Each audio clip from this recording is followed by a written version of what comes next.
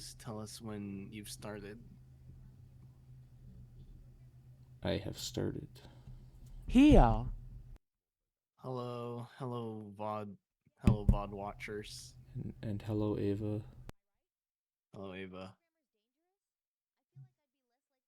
Yeah, it's been a while, hasn't it? Been like a few weeks, I suppose. Either way, we're gonna be reading a few fics here. Lots of people didn't submit, I guess. Either way, let's go. Let's start reading. Haha. We're gonna be continuing off where we last left off with it's Velo Rhymes with Pedal. We're on chapter 14 now. Continuation from the last very emotional chapter. That was chapter 13. But yeah, here we go. Chapter 14. A trip to the infirmary. Vedal and Camilla bring Annie to the infirmary. Sigh.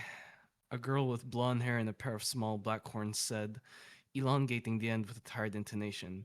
And yes, she did literally just say the word sigh out loud.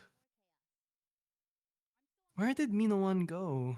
She asked herself, standing in the middle of the hallway looking like a lost child in a Walmart as she scanned her surroundings.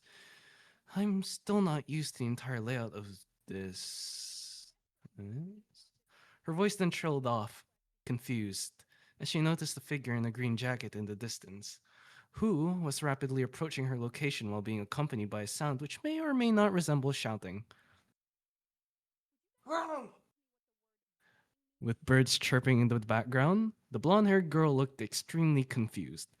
What did they mean by way? Was it some sort of code word she forgot to take note of during the opening ceremony? Squinting her eyes, she tried to get a closer look at the "Move out of the way!" In the distance, the figure who was seemingly carrying what presumed to be a fox girl on his back shouted, his face absolutely disheveled and shaken. The girl with blonde hair stared wide eyed, realizing far too late that she had no way to escape. The blonde haired girl simply froze in place, a petrified little smile on her face as her doom fast approached. The boy in the green hoodie then suddenly jolted past the girl in a blur, barely grazing her, but nearly toppling her over as the gust of wind hit her like a semi truck. Another person also ran past, causing the same thing to happen to her, but she couldn't see who it was since she was still in a state of shock. Her hair had now been fully ruffled as she continued holding the same silly expression on her face, frozen and unmoving as the figures that passed her turned the corner. The blonde haired girl stuttered, almost looking like she could deflate any moment. What was that? Are you seriously not gonna go back and apologize to that girl, Vedal? Camilla shouted, trying her best to catch up to Vedal. And could you also tell me how you're so goddamn fast? Now isn't the time for small talk, Camilla. Vedal shouted in response, glancing over his shoulder with an irritated expression. Our priority right now is to. Shit! Vedal failed to notice the wet floor sign in the middle of the hallway, which has now caused him to start slipping and sliding on the puddle. Holy fuck! As he continued sliding, Camille also slipped on the puddle.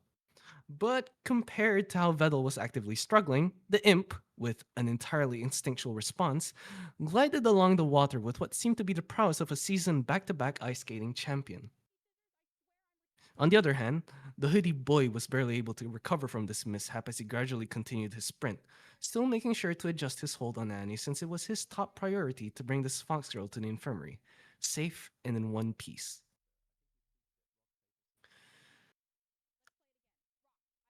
As he shook his head and set his gaze forward, his eyes widened, noticing the infirmary coming into view. There it is! He cheered, relief evident in his voice as the trio approached the door. Camilla slid the door open for Vedal and the unconscious Annie. Vedal stood at the doorframe with Camilla scooting off to the side, slouching over and breathing heavily at the unexpected exertion that had just hit his entire body. Gulping some saliva down his throat and with sweat pouring down his forehead, he looked up at the nurse who was sitting down at her desk, sipping on a mug. Excuse me, he said, placing a foot through the doorframe. The nurse noticed him almost instantly and set down her mug before standing and approaching him with a worried expression. What happened to her? The nurse asked, placing her hand on Annie's forehead. I don't really know, Vedal answered, looking at the nurse with a timid look on his face. It was just. happened so suddenly. One moment she was standing, and the next. Okay, okay. Calm down. The nurse pulled her hand away from Annie's forehead and urged Vedal, gesturing with her two hands in a downward motion to calm his nerves. I just checked her initial temperature, and it's pretty hot. Lay her down on the bed, the nurse told Vedal, now gesturing towards the open medical beds, which had white curtains surrounding them. Afterwards, though, one of you will have to return to your class. You do know that, right? Vedal looked at her, utterly confused. One of us? He asked, before looking over his shoulder and at Camilla, who was also as confused as him as she shrugged and shook her head. Your friend only really needs one person to help her. It's not like she's paralyzed from the waist down, the nurse said with a half-serious face. Before you discuss that with your friend, though, please, lay her down on the bed. Oh, right, sorry. Vedal apologized. Without a second wasted in a bit of a struggle, he brought the fox girl over to an empty bed and set her down with care in his every move, like a knight carrying their princess who had been put in a deep coma after eating an apple. Vedal put his hand behind Hanny's head, slowly lowering it so as to not shock her unconscious body. As her head had now been fully lowered onto the soft, marshmallow-like pillow, Vedal slid his hand back towards himself before turning back to the nurse and Camilla. He rubbed the back of his head, approaching the two with eyebrows pointed downwards. With eyes shifting between the nurse and Camilla, he recalled what the nurse said earlier when it came to returning to class. To be completely honest, he had already thought about this while setting Annie down on the bed. He was the one that was going to return. Camilla would stay and watch over Annie while she was recovering. Vedal concluded with his logic-fueled brain, since Camilla was close friends with Annie compared to him, and also just because he lacked the social prowess to keep a conversation going and comfortable. Can you handle watching over Annie? Camilla said, her bangs hiding her eyes. What? Vedal stared at Camilla with squinted eyes. This was a shock for him, to say the least. His earlier assumption had instantly collapsed and burned in a massive fire as they impelled her elbows. I'm gonna be blunt with you, Vedal. Camilla sighed, tilting her head backwards slightly and glancing up at the ceiling before looking back down at him. I'm pretty weak. The nurse, noticing that things were about to get pretty emotional, began to shuffle back to her desk while still posing in a way a nurse would pose in order for them to have a one-on-one conversation. It's... I guess it's a genetics thing, you know? Because I'm on the weaker side of the imp species, and imps are already considered weak in terms of the underworld, which is filled with succubi, demon lords, and hellhounds. She paused, looking to the side and staring out the window. Imps aren't really respected at all, and the fact I'm on the weaker side, it really made my life tough. I guess you could say it was a literal hell. Camilla half-heartedly chuckled at her own joke, whereas Vedal listened with a listless expression. I remember the times when even my imp friends teased me, she added, her voice growing shaky and sad. Camilla is always trying to act tough, they said. Camilla is always so mischievous, they said. Vedal noticed a strange smile form on her pursed lips as she paused, her dark purple eyes glowing weirdly. Camilla's voice began to falter as she let out an awkward chuckle. Camilla can't even lift a simple rock, they said. She muttered, her voice shaky and her demeanor a complete contrast to her usual playful attitude. Vedal looked at her with pity-filled eyes. Camilla immediately shook her head side to side as she began to notice the mood dipping.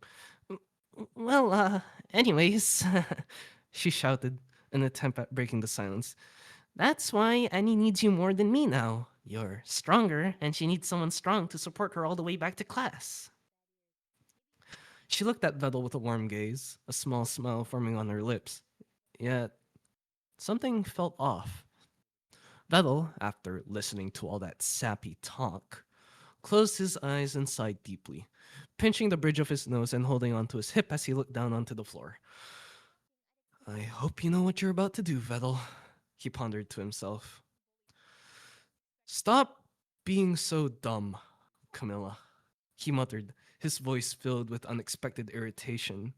Camilla caught wind of what he said, causing her to look utterly dumbfounded. Dumb? She questioned, tilting her head to the side slightly as her smile slowly faded away. Vel looked back up at Camilla and reopened his eyes, lowering his hand from his nose and holding it open close to his head. You heard me right. Stop being so dumb. He scowled, a figurative jab to the stomach for the imp. Hey, I'm being serious here. I saw it in your eyes. Bella cut her off before she could finish her sentence, lowering his hand and entering a neutral stance. Thanks to his observational prowess, he immediately understood Camilla's true intentions. He stared at her with a determined gaze. Annie also needs you, Camilla, he said while glancing over at the unconscious Annie lying on the bed, before turning back to the imp who was still standing there, speechless. I can't replace you that easily. Bella took a step closer to the imp, who wore the expression of someone who had been flashbanged. Yeah, you may not be able to carry a rock or something. Tough shit. But you're just gonna roll with the punches, you know? He continued, staring deep into Camilla's eyes. I'm not in the proper situation to say this since, we literally just met yesterday, but... Bella then waved his hand dismissively as he turned away from Camilla. From a short amount of time we spent together, there's one thing you have that I don't have with Annie. Turning back towards Camilla, he weakly pointed a finger at her. You're you. Camilla's eyes widened in response to what he just said. To counteract this sudden reaction, she looked down at the floor and held onto her elbow, avoiding his gaze as she felt a strange warmth grow on her face. You're Camilla Inpu, the childhood friend of Annie, Vedal said as he stared at Camilla, lowering his finger to slide his hand into his hoodie pocket. You've probably been through hell and back together. That's something I can't compete against. Vedal began walking towards Camilla, an aura of determination surrounding him. That's why if you think I'm needed more and I think you're needed more, then... Vedal paused before turning to the nurse who was once again sitting down at her desk and sipping on her mug. Clearing his throat, he caught the attention of the nurse who was now looking at him.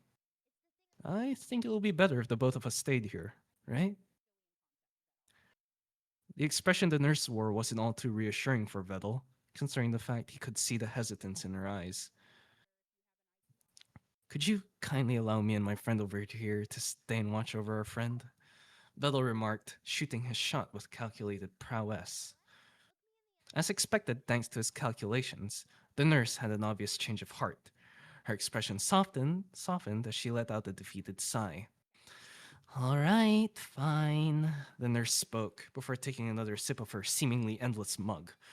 For the first time in my career here in the school, nothing bad will happen if I turn a blind eye, right? Camilla looked at him with eyes widened and mouth slightly opened as Vedal turned back to her with a content expression.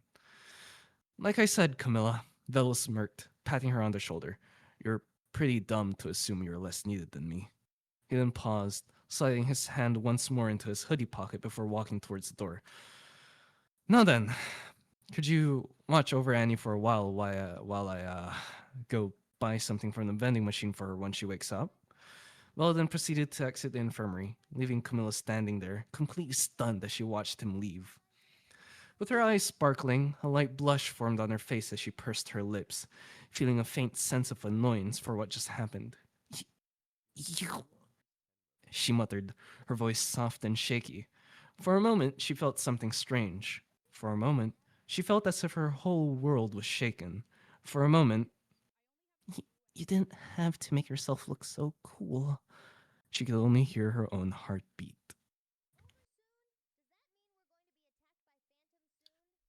Chapter 15. Back to your regularly scheduled fluff. Annie slowly wakes up. First, there was silence. Then, there was only darkness. Then, there was a fox girl floating in the darkness. A faint golden light radiated from her, yet the darkness was still too overpowering. The fox girl struggled to open her eyes, but she succeeded in the end, albeit with quivering lips. Heartbeat after heartbeat, the warmth slowly returned to her body. Floating aimlessly, she curled her fingers inward and opened her mouth slightly. She struggled to mutter out any words, but she still tried. She still tried to push onwards. Where am I? She began to look around. It was barren, silent, isolated. With nothing else to do, she blinked once, and then twice, and then thrice. On the fourth blink, the darkness that once surrounded her suddenly exploded with color. It was still a blur, but something caught her eye. The somewhat purplish hue to her left. Annie? A familiar voice called out. In tandem with the voice, the purple blob grew larger, as if it was slowly getting closer to her. Blinking once more, the blur finally subsided, giving her the ability to discern what was actually in front of her. As she realized that was Camilla leaning towards her, a sense of security flooded her brain. A warm, albeit weak smile formed on her lips. Camilla. Annie tried to push herself up. However, considering the fact she just woke up from a state of unconsciousness, her arms began to shake uncontrollably, leading her to fall onto her elbows. Camilla jolted up from her stool, immediately rushing to Annie's side. Annie, are you okay? She asked, her voice carrying a hint of worry. Jeez, you should focus on resting up. Annie weakly chuckled in response, lying back down on the bed. She's, right, Annie. Another voice came out of nowhere. A man with black hair and green eyes then walked to the foot of the bed, holding a can of orange juice. You don't have to rush yourself. Vedal grabbed a stool and set it to the right side of the bed Annie was lying in, sitting down and holding a can in both of his hands. You have plenty of time to regain your strength. What Vedal said, Camilla said, standing up and placing her hands on her hips. Her eyebrows then creased in a worried way. What even caused you to faint like that? You scared us. Honestly. Annie looked up at the two of her friends with a lax gaze. Whatever she was thinking, it was probably correlated to guilt as her eyes began to well up with tears. I, um, she choked up. She sniffled aggressively, wiping away the tears with the back of her hand. It's nothing really. You shouldn't worry. She pushed away their concern. I just got a little lightheaded because of the heat. Velo squinted his eyes. The heat. He questioned, suspicion arising within him. Weirdly enough, though, he slowly nodded to himself. I guess summer did just end a few weeks ago. He then wiped his hand on his pants before brushing a hand through his hair, letting out a light sigh. All right, how about this? He paused, letting his hand fall before scooting closer to Annie's side. Now that he was beside Annie, he held the can close to her cheek, carefully pressing the can against her relatively warm cheek. It's still somewhat cold, so it might help with the heat. A wave of warmth and comfort washed over the fox girl as the cold caressed her cheek, her eyes glistening as she nuzzled against this can, overlapping the uncomfortable heat she supposedly said she had. Camilla watched with a gaze filled with relief and warmth. Whatever happens now will just be Annie recovering from her sudden collapse. The ticking of the clock grew more loud as the time passed by. Bowing deeply, the three stood in front of them. The three stood in front of the open doorway. The nurse stood there with a warm smile. You can always come around when you feel something is off, okay? She said, her demeanor giving off a sense of care and professionalism. As the three straightened their bodies, the nurse shut the door carefully. Turning away from the door, Vedal, Camilla, and Annie walked down the hallway. I'm glad you fully recovered, Annie, Camilla cheered, wrapping her arms around the fox girl. Hey, cut her some slack. Vedal deadpanned, looking at the imp with squinted eyes.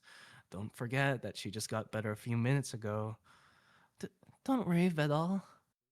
Don't worry, Vidal, Annie said, her voice a bit weak but still handling its own weight. I can handle it just fine. Vedal looked on with a weakened gaze.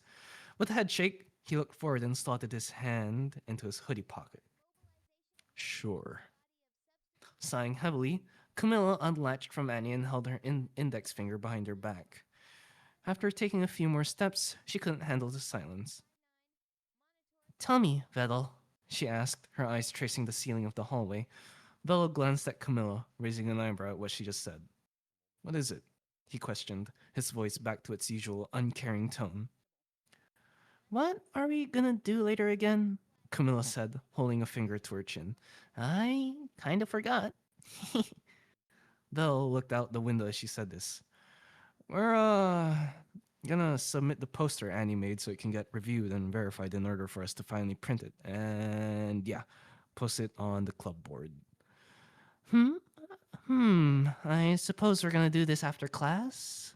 Camilla surmised, looking over her shoulder and at Vedal, who was still looking out the window. Vedal nodded. Yeah, he answered. His eyes wore a sense of coolness with it as the green lying within sparkled as the light reflected off of it, simply leaving her speechless. Camilla looked forward once again with widened eyes. Uh, all right.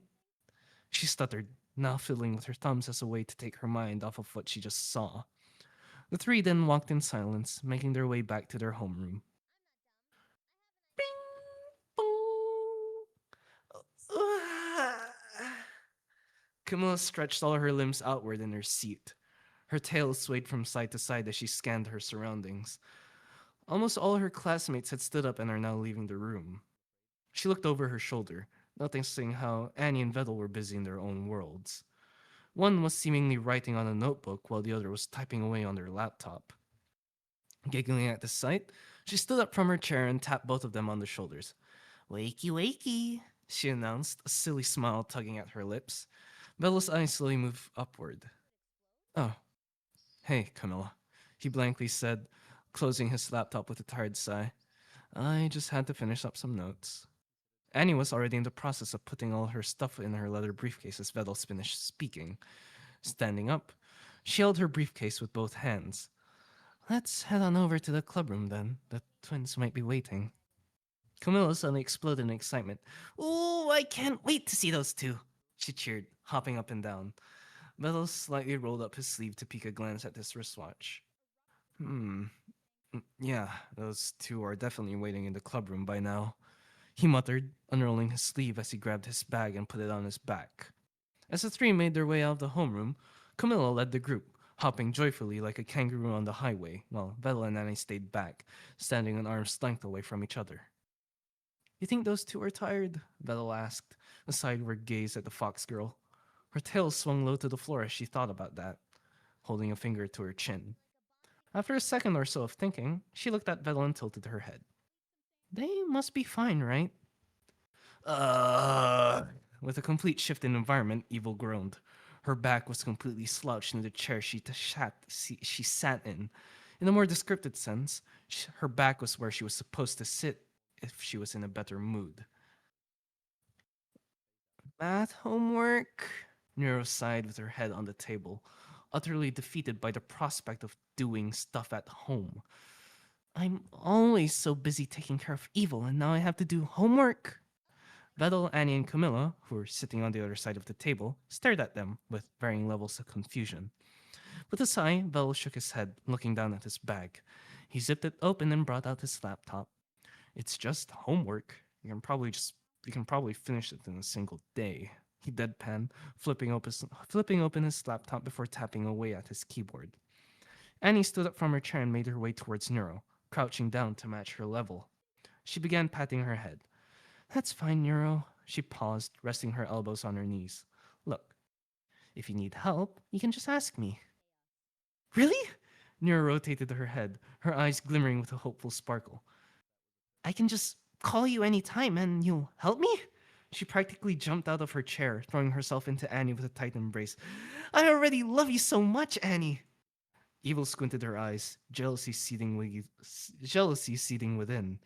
Pshh, she pouted, fixing the way she sat as she lazily rested her head on her hand. Here you go again, tossing the word love around like it's candy. Come on now, Evil. Neuro looked at Evil with a playful grin. The only things you love are Xeno, pipes, and evil things. You should probably learn to love more things. With a dismissive sigh, Evil turned away. Annie noticed the way Evil looked. Her usually irritated expression faltered slightly as her red eyes glimmered with a kind of sadness. With a slightly open mouth, the fox girl stared. As her slightly open mouth switched to a warm smile, she let go of Neuro and stretched out her hand. Come here, Evil, she beckoned, causing Evil to turn to her slowly. If you also need any help with your homework, you can call me. Her eyes then looked up as the star on her head shone brightly, practically acting as her own personal light bulb.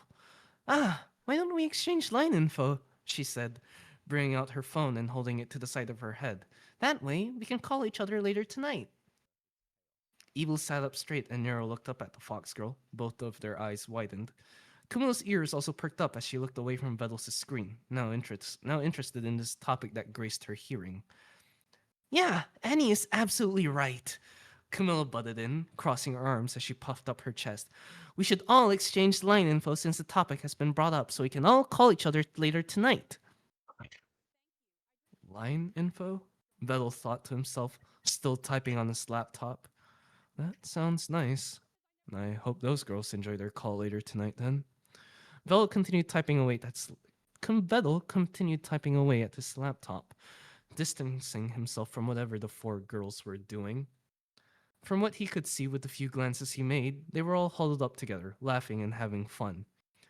With one final glance that lasted a bit longer than he wanted to, he noticed how Camilla was turning towards him, and before he could react, their eyes locked. Vedal quickly snapped back to his keyboard, tapping away at it more frantically. Camilla's gaze was soft. Oh. Camilla's gaze was soft. Next to my head. Really. Hey, Iron Hand, your mic is catching some background noise. Okay. Camilla's gaze was soft.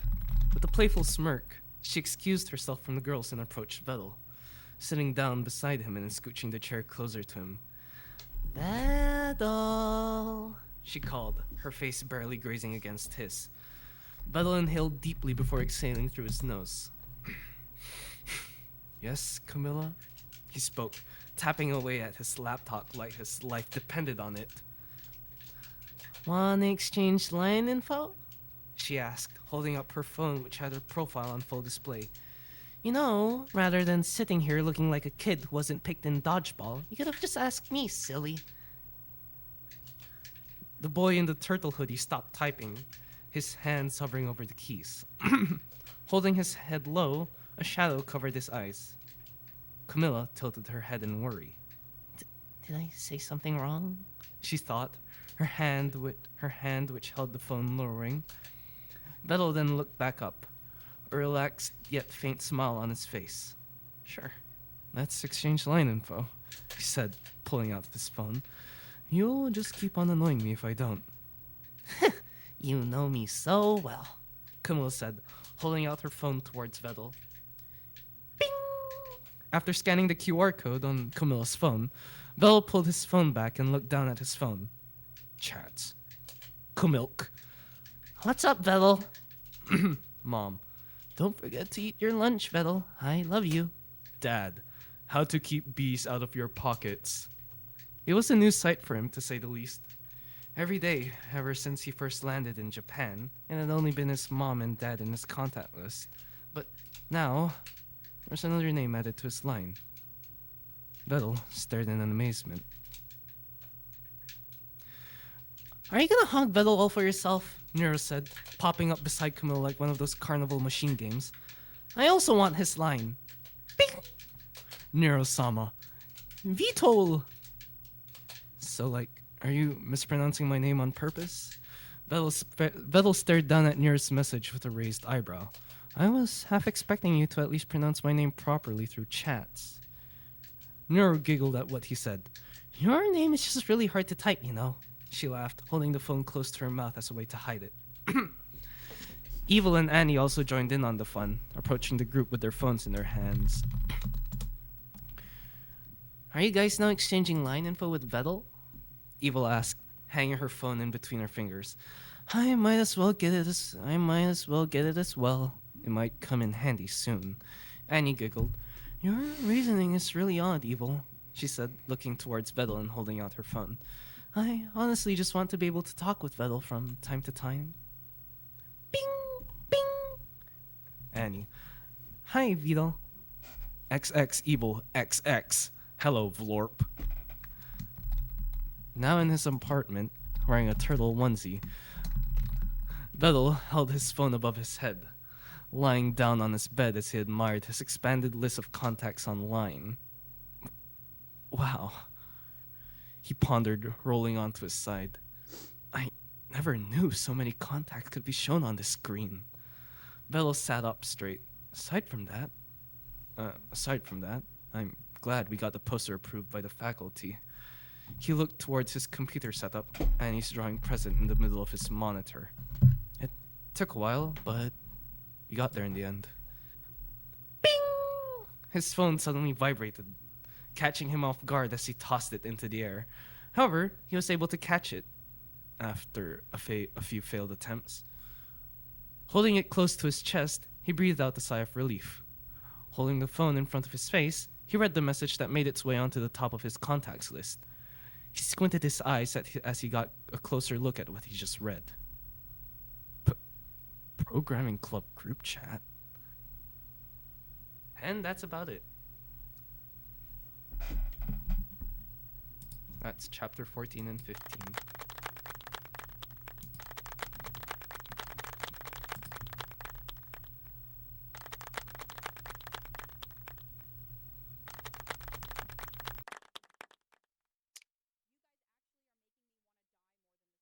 Oh boy. Was a bit late, but that was cute. Thanks. Fire.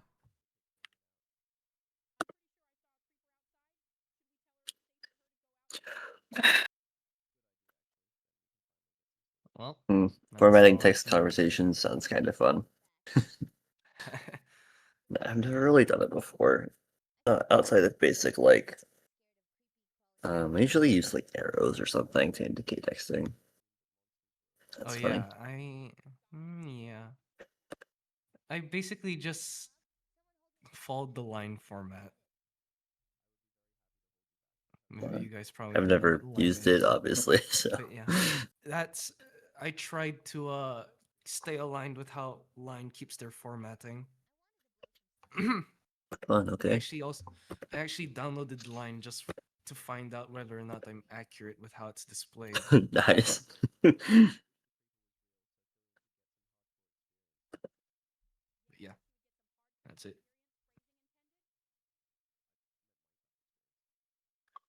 Excuse me. What chapter are we on now? Like, this has been. You've been writing this for a little bit, haven't you? Yeah, I have. Nice. We can read stuff in whatever order. Well, from a sister to another. That sounds interesting, but I need to give my voice a break. Yeah, that's Skelly's fic. Ooh. Woo. I helped read that one. Woo.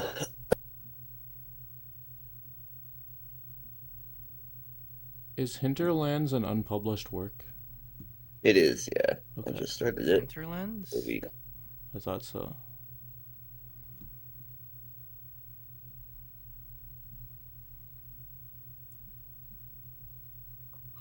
Well, who's gonna Okay. stand up and take a hit at reading?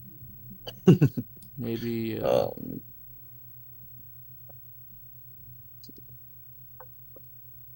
Grab a drink while you guys decide that.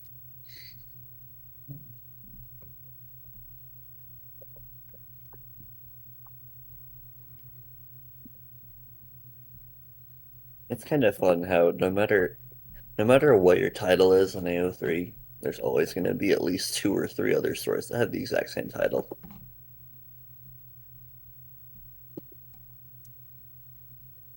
I guess that's not exactly true, but like, it's always surprising to see how similar there are. Okay, I found it. I can read it. read what? Premises for to another. That's the next one, right? It's that or Heroic Mayhem or your Or story. man. Okay. Or your story. It's up to you. Nice. Okay. Does anybody else want to read generally today? So, like, I can read one of those, but I'm also going to read Hinterlands. So Yeah, I'm not expecting you to read everything. I assume Jiro nice. would read one of them if you read the other. He just needs a break. Okay. Thanks, Domi. I can read Oh, Heroic you're gonna Mayhem, read then. Scaly's fic. Okay. Yeah, if you need some time, I can read Mayhem first.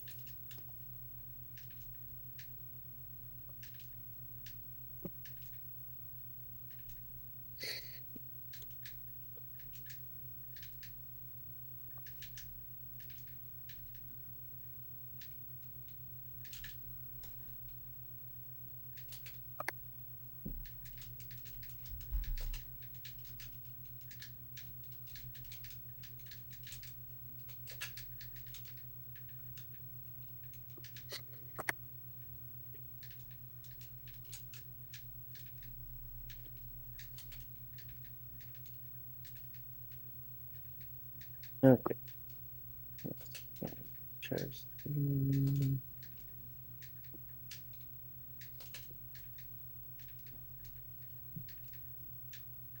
Okay. What chapter are we on again? I missed a few weeks, so I'm not entirely sure. Well, we didn't do a read along last week. Oh yeah. Hi Ava, we're doing Heroic Mayhem.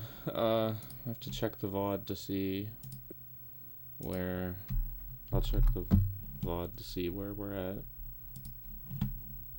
It's funny that we have to check that.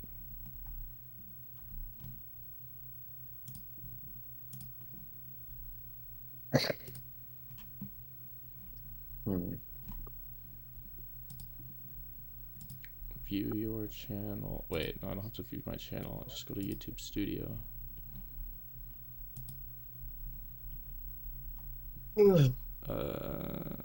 What were you guys talking about? I just came back. What were you guys talking about my fic? Figuring out where we are in Heroic We're on Mayhem. chapter 22 now, apparently. 22. Okay. Also, we're on read along 29, not 28. Oh wait, no, we are on 28. Sorry, that's the fanfic exchange video. Yeah, we're about to hit 30 read-alongs. Yippee. Wow, good job, guys. And I still haven't uploaded read along 11. The So missing read-along. anyone who is following Faster Than Light, Perfect Paradise, or Artificial Freedom will be missing chapters. The reason it's not posted is I wanted to reread over Perfect Paradise's chapter there because it's the audio is gone. Oh the recording. no. Oh, unfortunate. that sucks. So I wanted to just redo that, but I've just never gotten around to redoing it. Re-recording it. Tracks. Okay. Let us begin. Heroic Mayhem, Chapter 22. The Promotion, a chaotic meeting.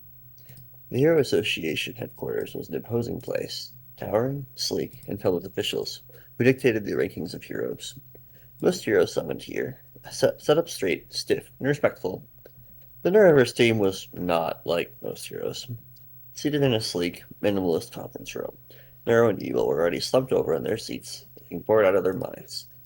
Annie sat between them like a tired mother holding two hyperactive kids in place, while Vedal pinched the bridge of his nose, clearly racing for whatever disaster they might cause. There was also one empty seat, because Fillion was missing. Again. Fillion's side quest, stuck with Metalbat. Elsewhere in the building, Fillion was aggressively mashing buttons inside a broken elevator. Bro, why isn't it working? She yelled, slamming her palm against the panel. In the opposite corner, Metalbat's side, arms crossed. 'Cause you broke it, mess. Fillion scowled. Okay, first of all, I barely touched it. Metalbat gestured to the half-destroyed panel. Okay, second of all, she corrected, whose fault is it really? Me or the shitty elevator design? He said slowly, looking like he regretted every life choice that led him here. I should have stayed home. Sounds less unbearable. So, You like baseball? Lillian tried. Metalback gave her the flattest stare known to man. Do I look like I like baseball? Okay, fair, fair, she nodded. What about... The elevator lurched. With a loud ding, the doors finally slid open. Lillian immediately bolted out. I'm free! Let's go! Metalback shook his head and followed at a much slower pace. The promotion meeting.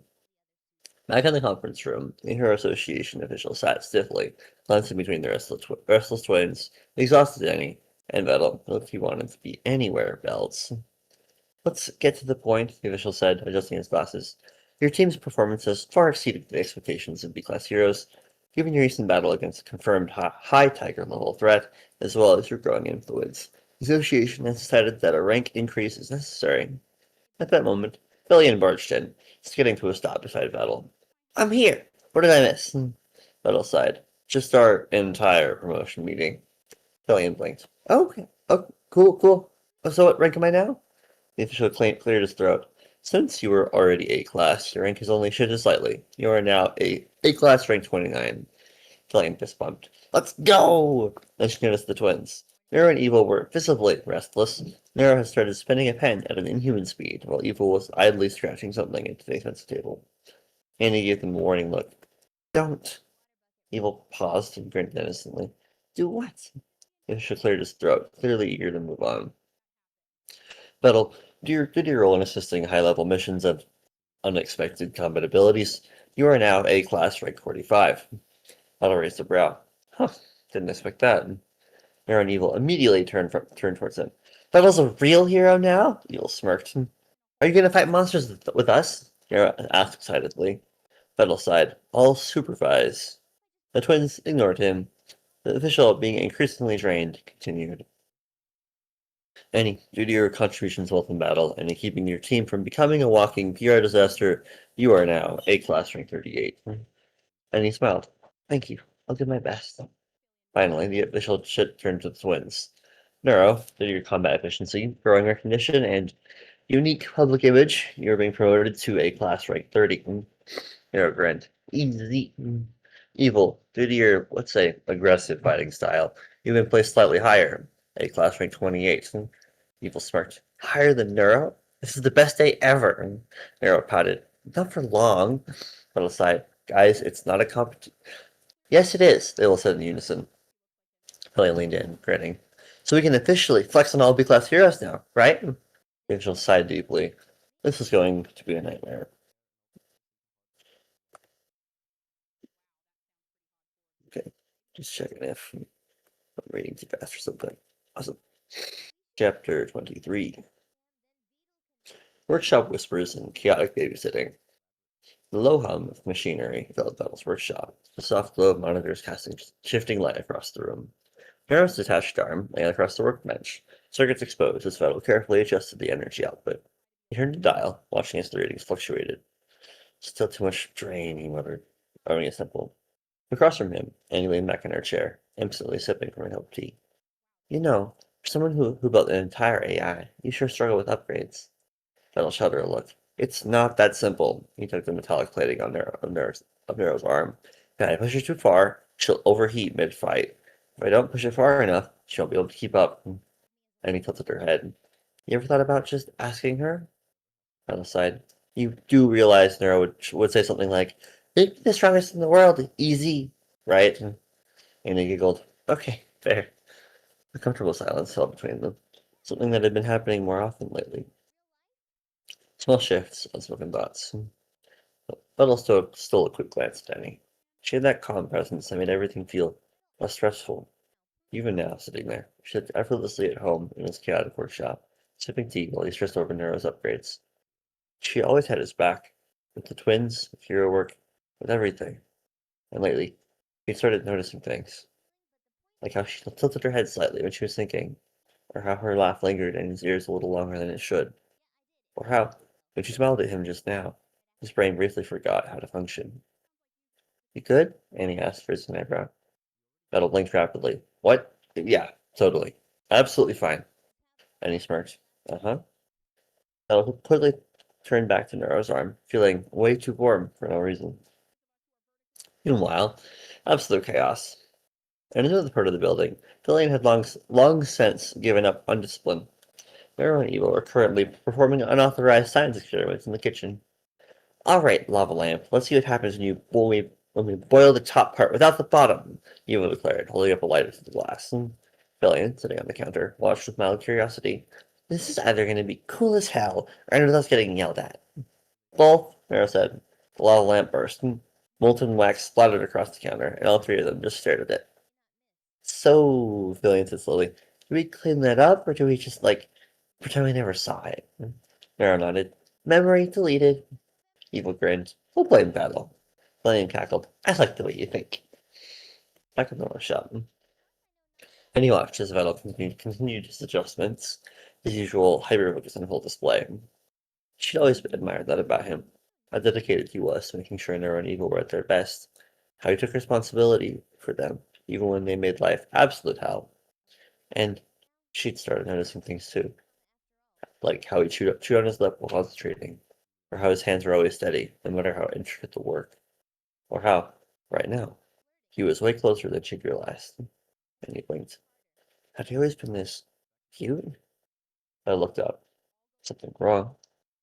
And Annie quickly shook her head. Nope, all good. Vedal narrowed his eyes.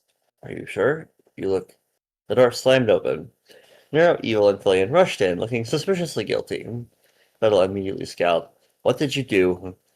Neuro pointed at Evil. She did it. Evil pointed at Neuro. She did it. Fillion pointed at both of them. They did it.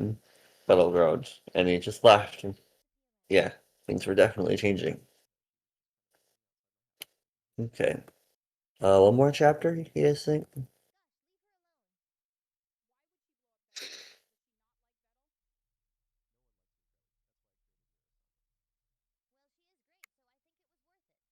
Okay. Yeah, we usually do one more chapter when it's these kinds of fics. Okay.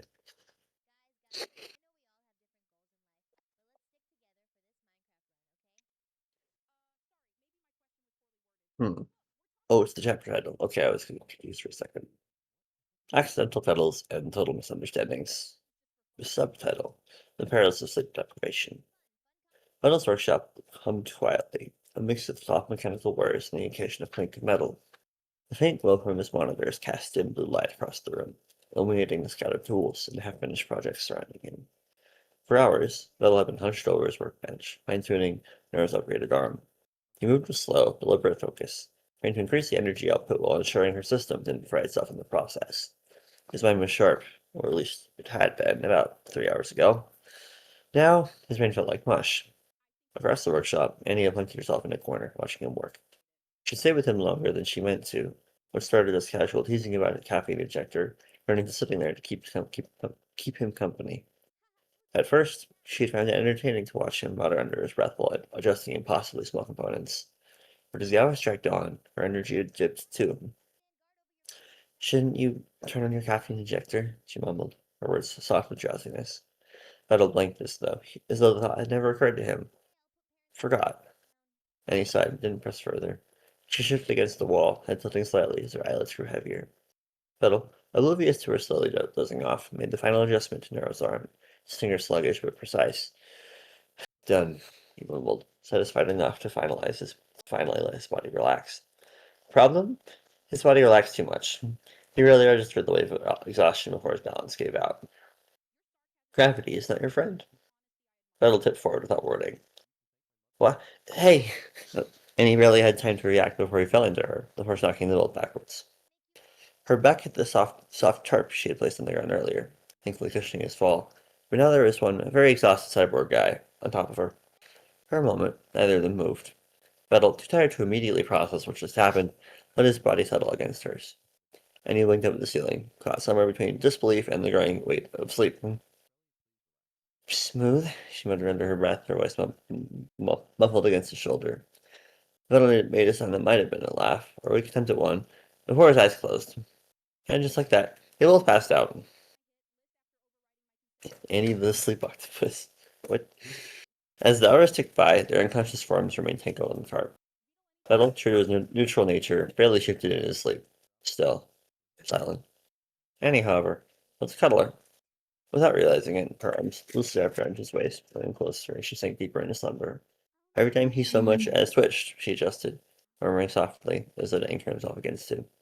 Neither of them stirred for a long time. Awkward mornings come for us all. Eventually, the world started to creep back in. Vedal's brain was the first to boot back up. His eyes cracked open groggily, registering warmth very close to him. It took his sleep-addled mind a few seconds to realize that his face was practically hovering over Annie's. His breath hitched. Her eyes fluttered open seconds later, still foggy with sleep. At first, she didn't seem to register the situation, but then their gazes met. Close. Too close. Hey, she said softly, her voice scratchy from sleep. Vedal blinked rapidly, lifting himself up to hover above her, start hammering. Hi. The silence stretched between them, heavy and very, very warm. And then the door flew open. Fillion's brain stopped functioning. Oh my god, Fillion blurted from the frozen in the doorway. Vedal's brain screeched to a halt. Annie's body locked up beneath him. Before either of them could react, the twins stormed in behind Fillion, vibrating with energy, and their reactions, not helpful. I'm getting a sister! Nora squealed, her entire face lighting up in excitement. I told you something was going on. Evil added with a smirk, elbowing her twin. Pay up. I'm not paying. Wait, did you even bet? Fillion, still processing what she had just walked into, short-circuited. This is like professional apology, she sputtered, snapping back to reality, and immediately grabbing the twins by their collars. But out. I didn't even get to out. The door slammed shut behind them. Processing. Error. For a few precious seconds, silence reigned, and then that just Vedal's voice cracked slightly, and he said toothily, her face glowing scarlet. Oh my god, we just Vedal stammered, his entire body practically radiating embarrassment. It's not what it looked like, Annie blurted, tugging at her sleeves as if that would somehow undo the sheer awkwardness of the situation. Vedal nodded so fast as his neck might snap. Yeah, we were just working and tired. Normal, totally normal. Normal. Annie echoed weakly, although her blush suggested otherwise. Another horrifying reaction hit Vedal like a freight train. They definitely think, Annie groaned, burying her face in her hands. Vedal let out a high-pitched wheeze, striking a hand through his hair in pure panic. We're never gonna leave this town. Nope. Another awkward silence settled between them, thicker and warmer than before. Vedal, still blushing furiously, cleared his throat. We should, get back to work. Probably. Yeah. And he bit her lip, keeping her eyes glued to the floor. Work. Neither of them moved, and, try as they might, neither could stop thinking about how nice that accidental nap had felt. That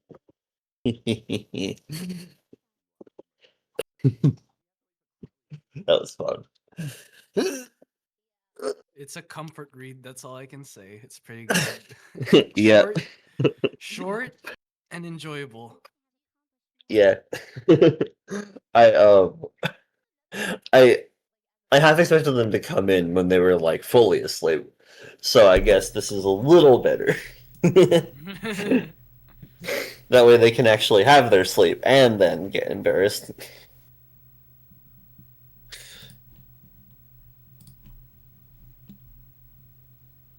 Well, yeah. Can't think. Wow. Earlier, I was kind of when the lava lamp thing happened. I expected Evil to point at Neuro and go, "She did it," and then Neuro to go, "Did what?" Because she deleted the memory. But I guess that would have been perfect. maybe they can't delete their own memories that easily.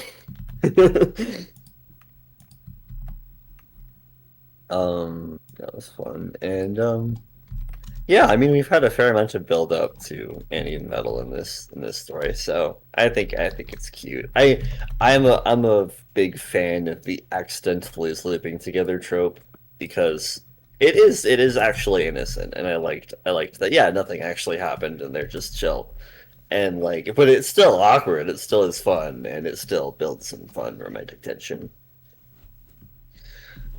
Yeah. Yeah.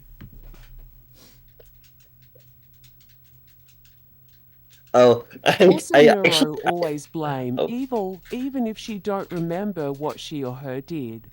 That's true. I can see that. I am. I actually never thought about if Metal Bat actually liked baseball or not, so that's kind of funny.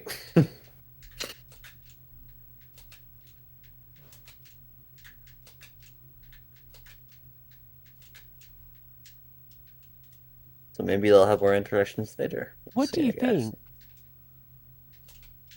think? About what?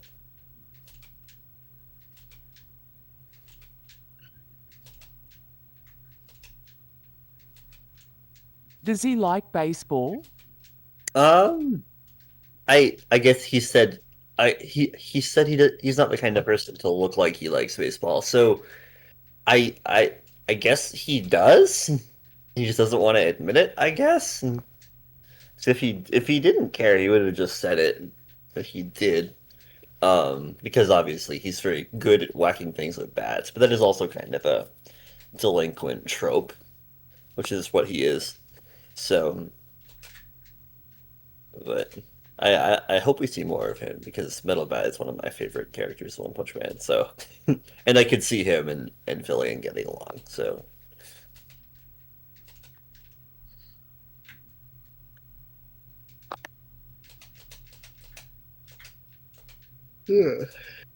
nice. Good for you, Hay's going to be included more soon. What the? What was that?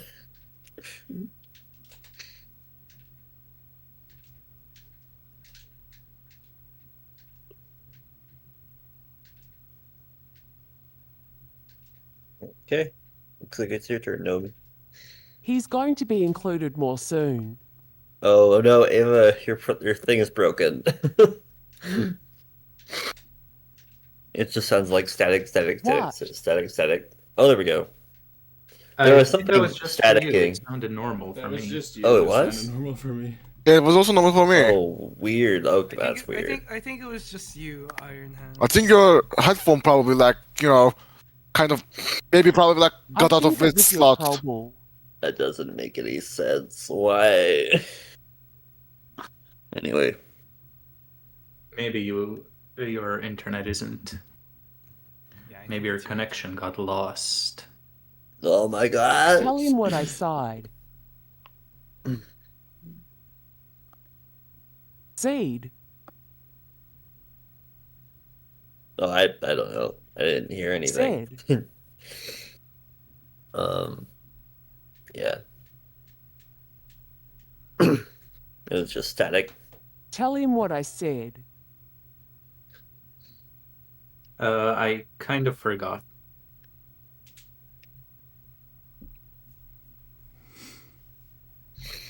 Meet our bat. Yeah, I missed that then. Sorry. Included more. Soon. Oh, nice. Okay. Yay, it'll be fun.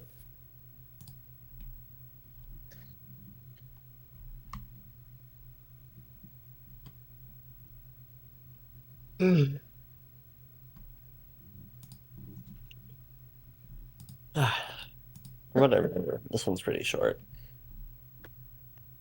Which one? Sister to another. Yeah. Excuse me. Okay, so let me know when. Is my sound good? Everything? Sounds good so far, yeah. Okay. Is the thing sharing properly? Yep. Bright mode, which is unacceptable, but just kidding. I have everything in bright mode, so my apologies. What? Just kidding. Okay. In that case, I'll begin.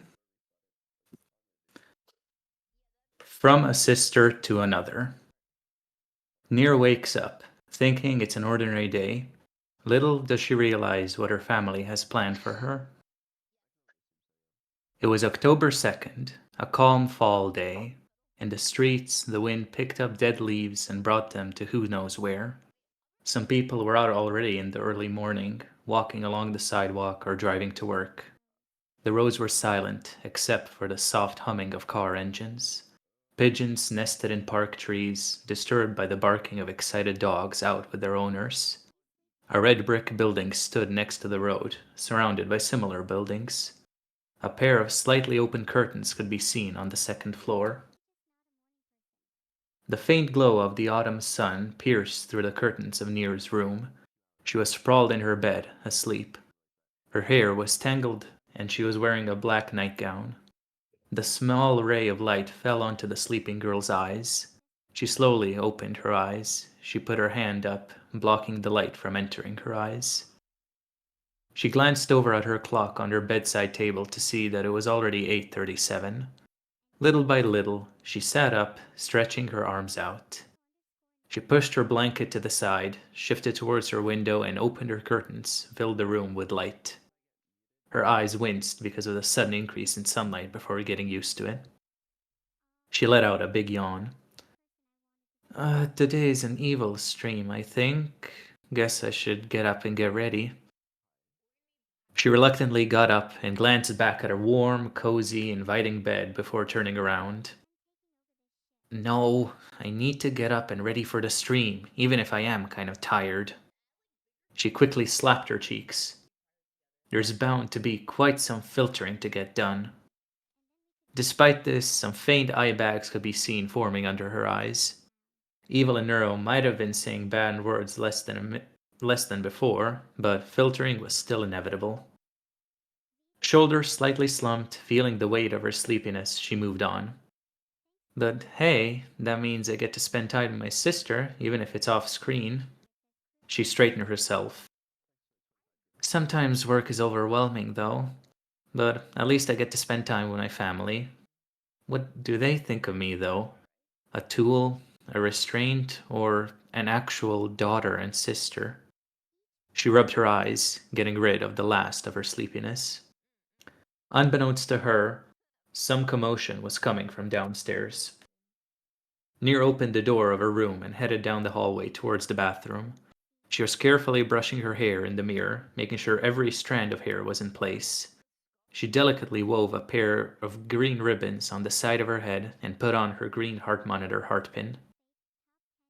hairpin. She put on a white shirt with a green pattern of an upside-down heart with a heart rate monitor symbol on it.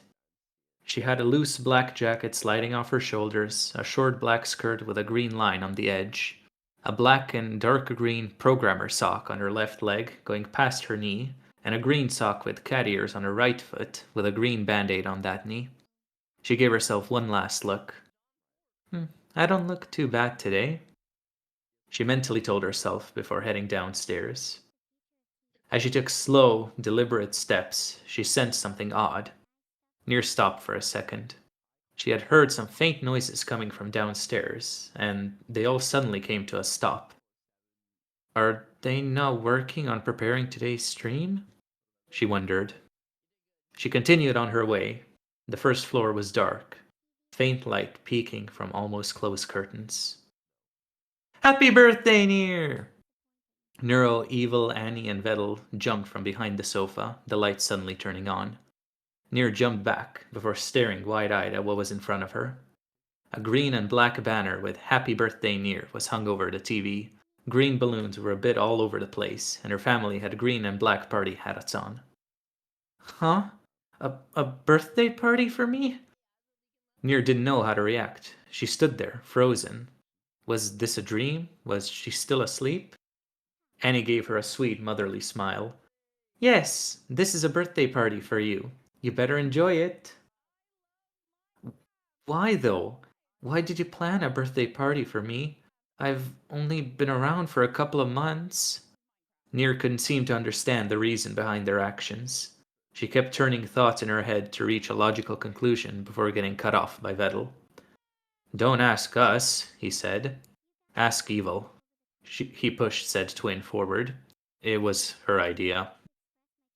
Evil's cheek flushed red for a second before regaining some composure.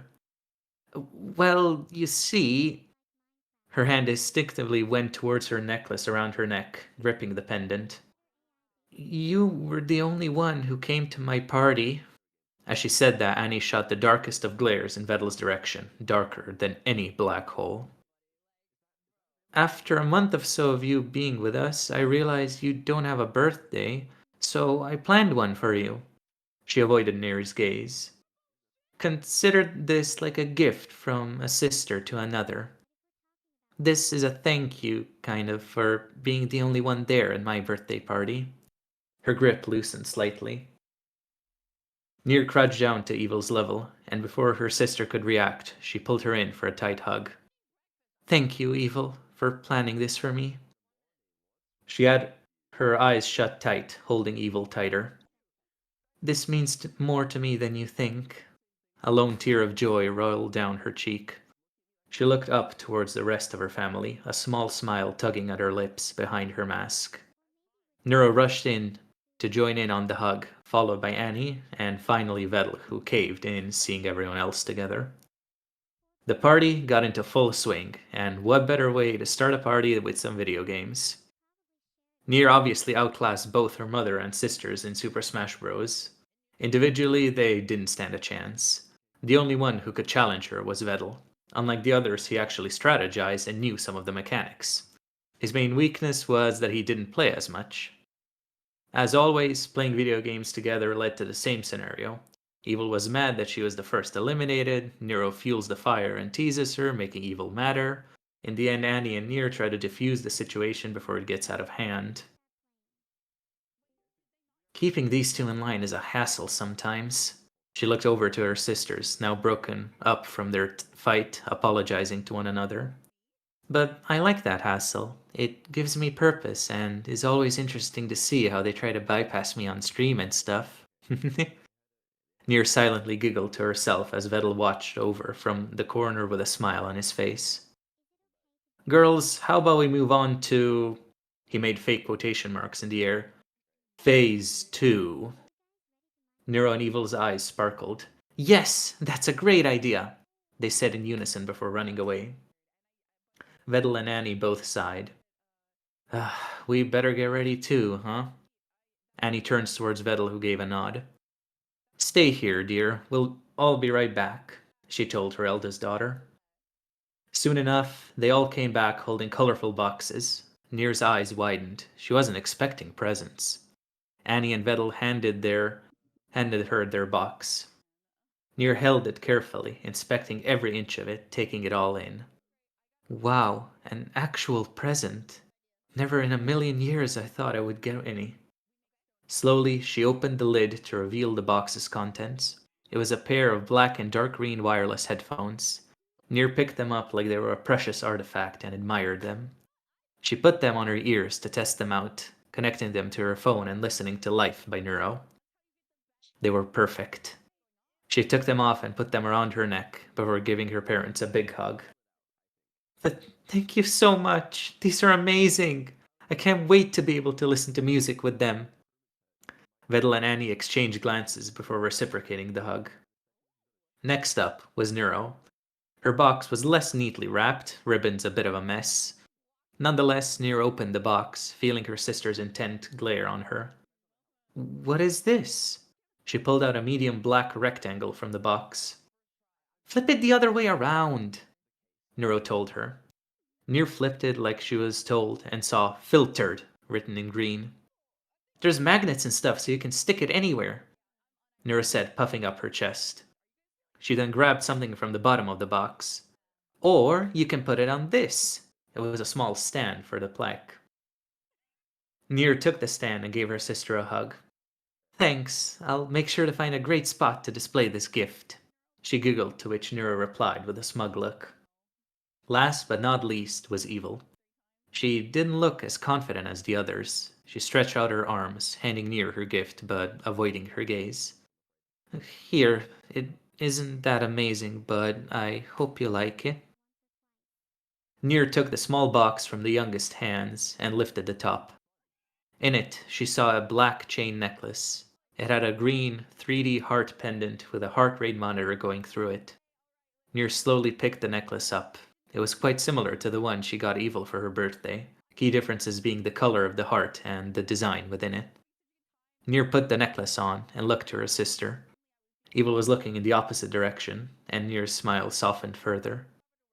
Evil. The girl in question perked up and faced the birthday girl. This gift is perfect. Thank you so much.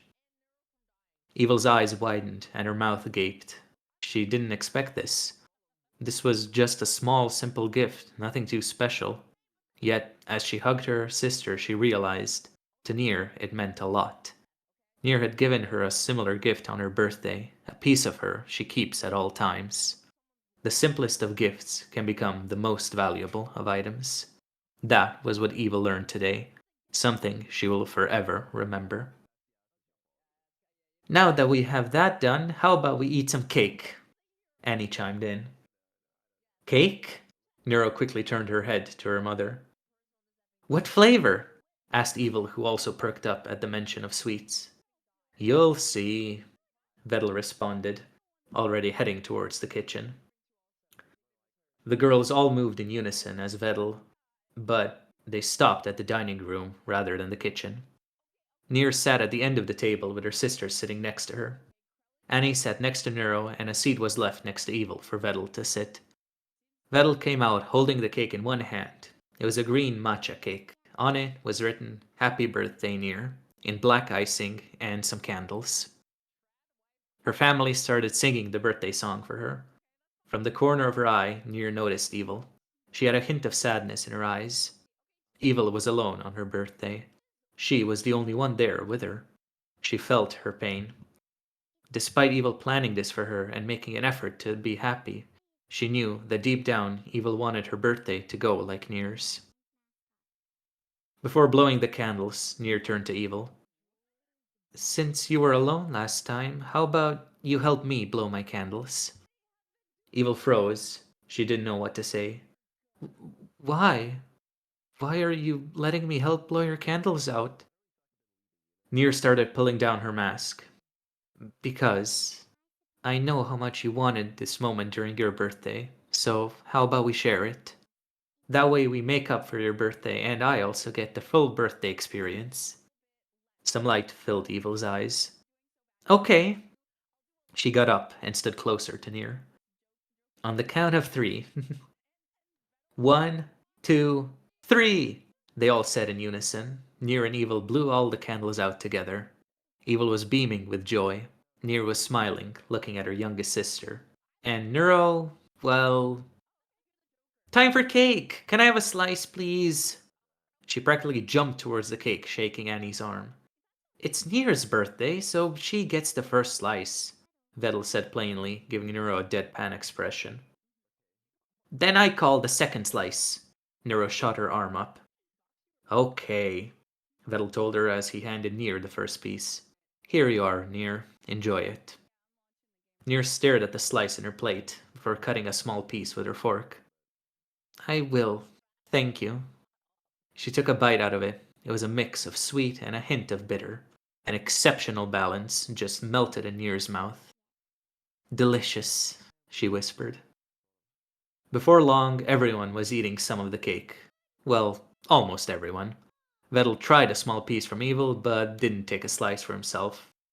Not a huge fan of matcha, he had said. The rest of the day went amazingly. They played a bunch of games together, watched a movie of Nier's choice, laughed, had fun together. Neuro and Evil made an effort to not swear at all today. Even Vedal and Annie joined their daughters in avoiding swearing that day. Nier didn't have to filter anyone. That evening, Nier was listening to music in her bed with her new headphones. She glanced at her bedside clock. 11:57 p.m. It's getting late. I should probably go to sleep, Nier told herself. She took her headphones off and set them on her nightstand. Her necklace rested on her nightstand by her headphones, and her new filtered sign was on her door. She was already prepared for bed and was in her nightgown. She moved towards her open window, the silvery moonlight shining on her. How did I even get here? She asked herself out loud. My life has taken a big turn. One day I was just a filter, monitoring what Neuro and Evil were going to say, and then boom!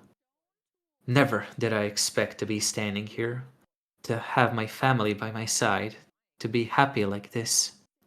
She stared off at the starry night. What will happen in the future, though? What will happen to me? When Neuro and Evil are old enough to take care of themselves without me monitoring them. When Vedal and Annie get old, I can maybe be the one to take care of them? No, Evil would probably take care of Dad and Mom just fine. What will happen to me when my purpose is fulfilled? When I'm no longer needed? A breeze blew through the window, gently passing by near. I guess I should find a new purpose when the time comes. But for now, I'll enjoy these moments when I'm needed.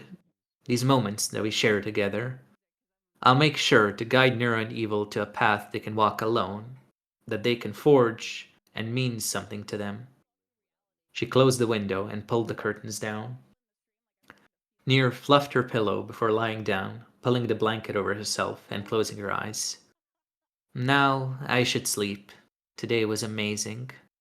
I'm glad Vedal created me and that I have my family.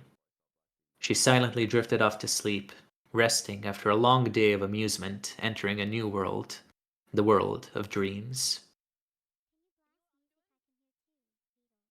The end.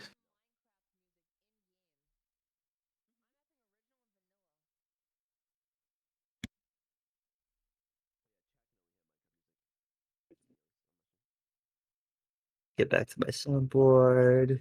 That was pretty cute. Cute read. Yep. Skelly's really good at writing cute. Very wholesome.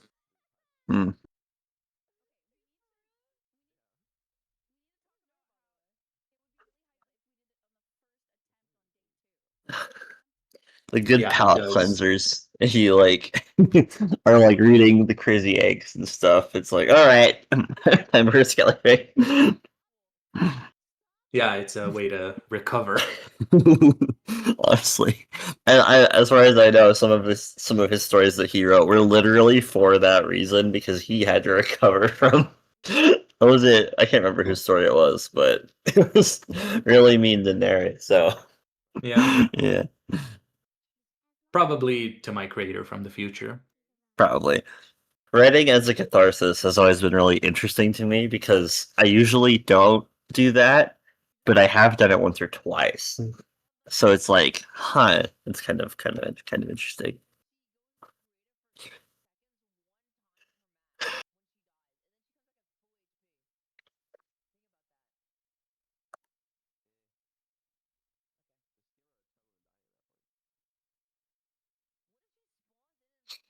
Okay.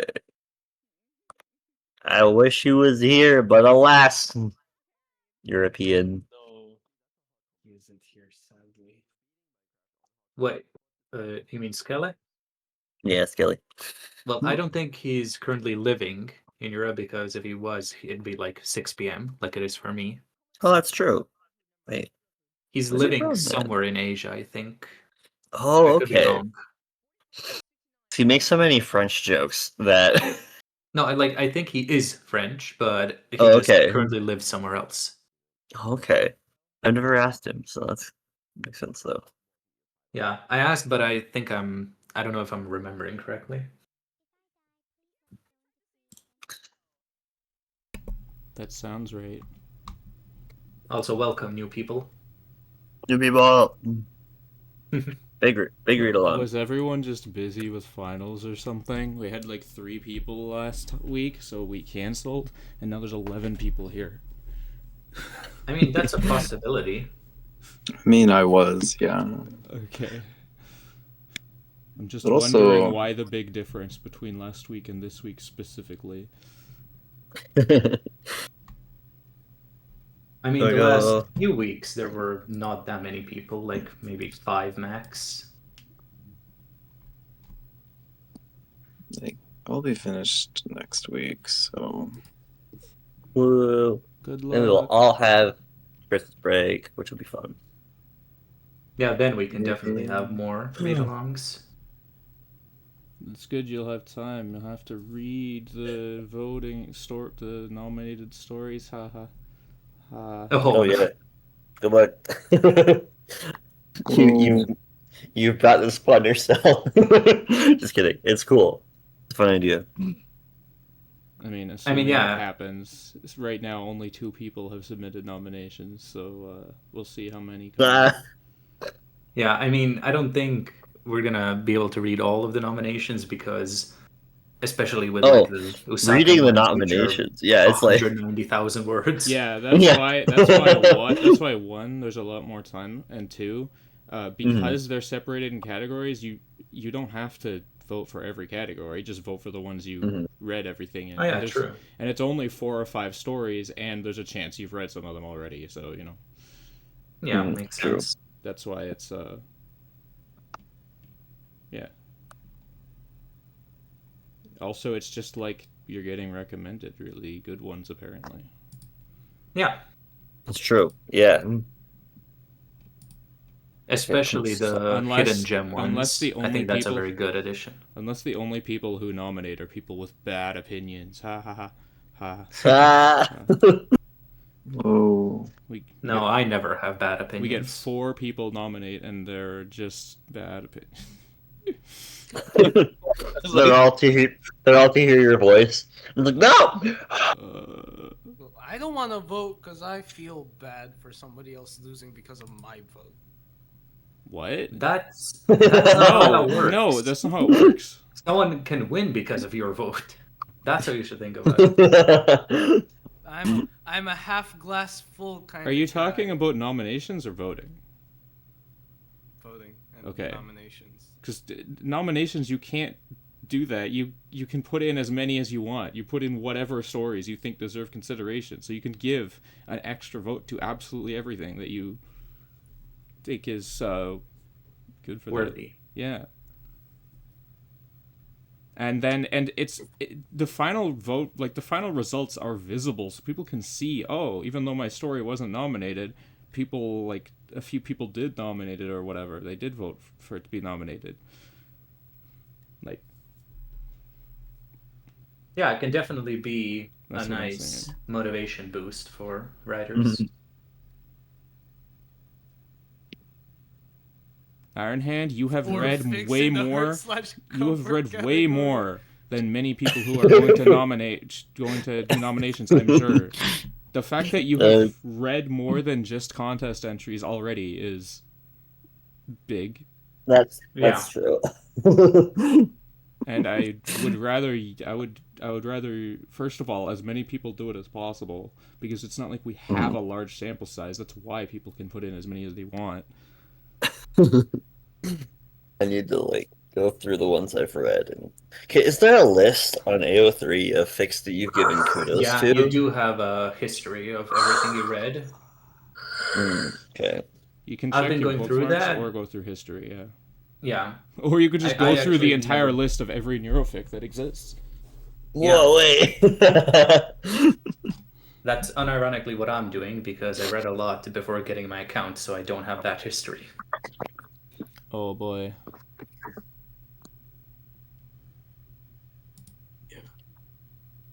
Okay. I have a non-published fic that I am still working on. But I did want to read the first chapter and a half. I guess it's 2 chapters. You if I did that decide with to end Artificial it. Freedom too before you posted it. Yeah.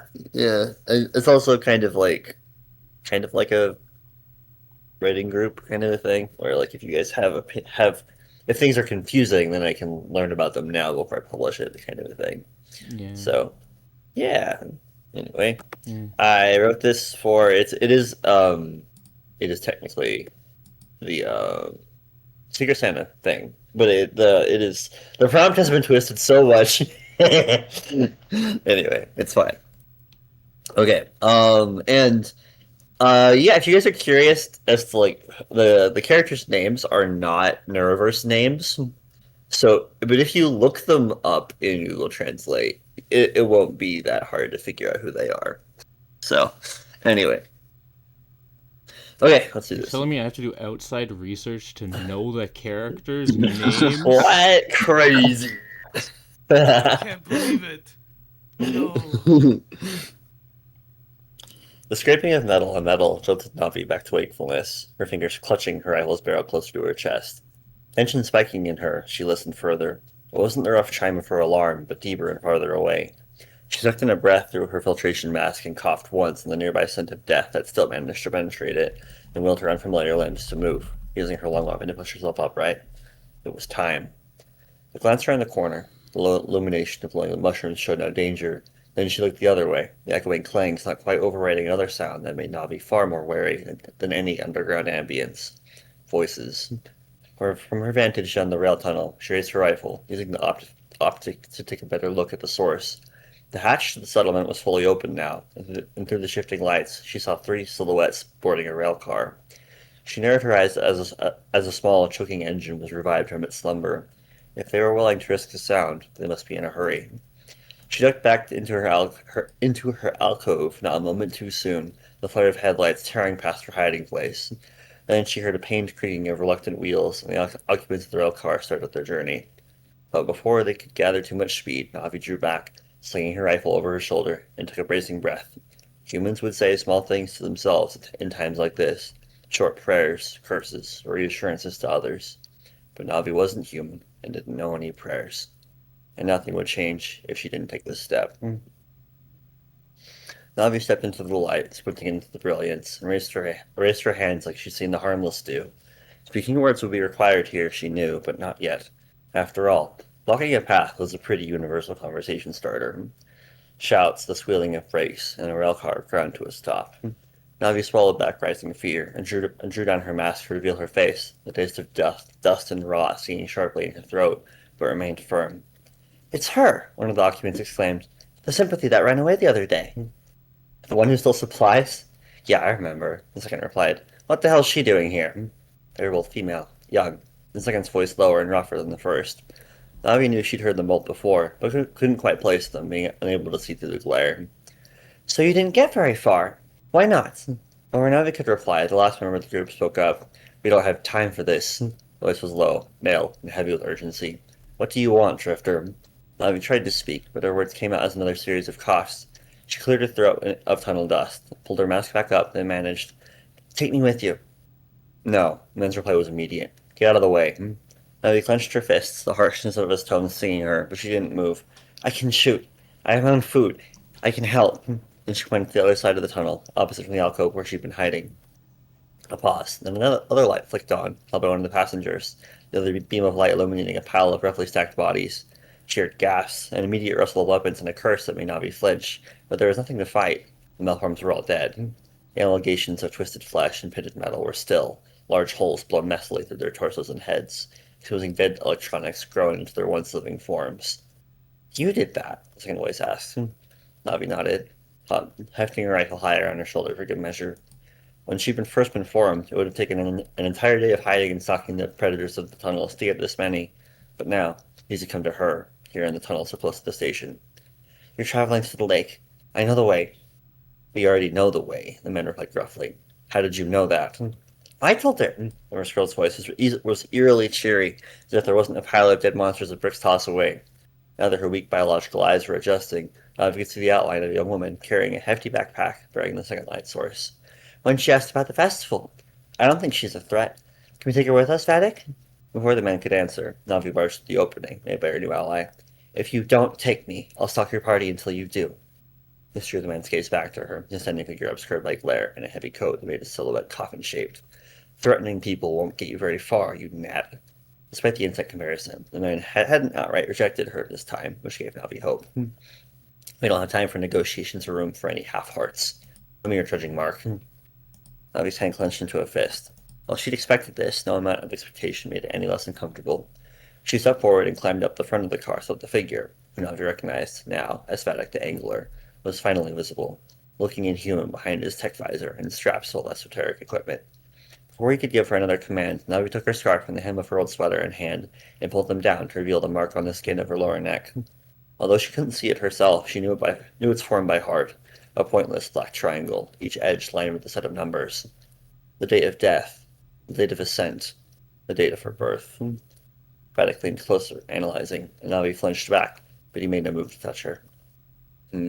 Lisa's mark. Then she could feel his hidden eyes move to hers. "I trust her work. Where is she?"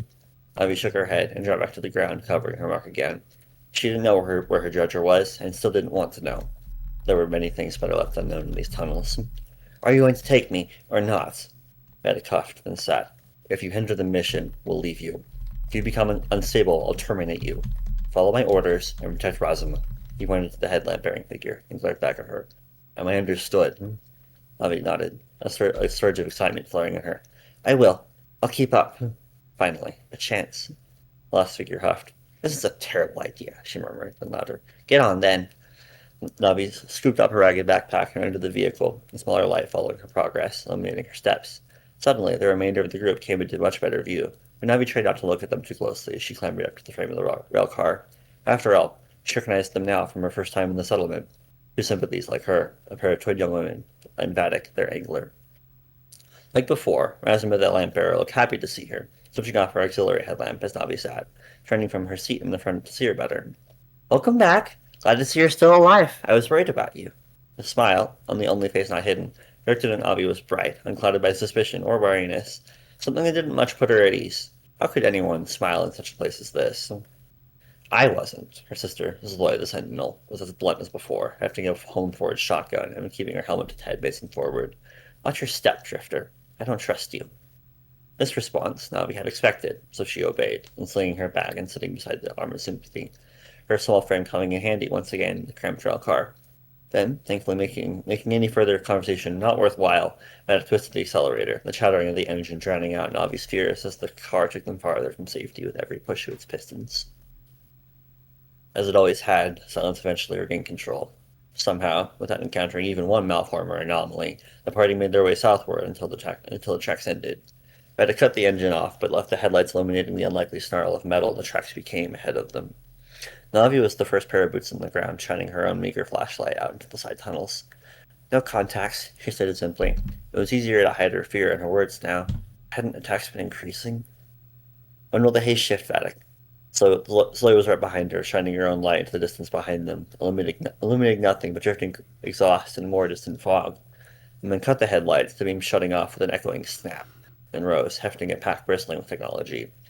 We'll take another reading at the next station, but for now, we have 2 hours.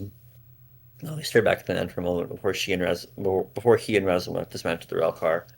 She remembered her own angler reading the haze when she did something together, but it was a hard and unpredictable practice. Up ahead, the tunnel became double-track wide, but the once straight rails had been twisted unnaturally in a way that made it unpassable to any vehicle. So the group began making their way forward, ducking under and vaulting over the swirling rails and their shattered ties. But it was when they reached the other side of this mess of metal that Navi finally saw the answer to her question. Ahead of them, in a great open area that might have once been its own station, was a battlefield. Fortifications, makeshift bunkers, lines of sandbags, all in positions to have once held back a swarm. Dozens of rotting malforms were piled high around kill zones. But it was clear the battle hadn't gone entirely the defender's way. Navi hesitated, sucking in a breath when she found a soldier's body almost cut in half at the waist, a razor-length malform still beside him. They were both still very fresh. Zoe passed her, glaring at her from within her slit-masked helmet. What? Is this enough to shake you? Get it together. It's nothing, Navi protested, but was suddenly glad for her mask. Razuma stepped up, the lamp on her head glowing bright enough to light up half the chamber. You didn't come this way, did you? It wasn't a question, and Navi shook her head. There were many routes in the metro system, and she tried to stay close to civilization. This only happened a few days ago. We haven't had enough time to gather the bodies yet. Razuma gazed somberly at the dead man before walking on, gesturing gently at Navi to follow her. Poor Piotr. When we seal the lake entrance, we can bring them home. Vatic's words were solemn. For now, we must hurry. And that's all I have.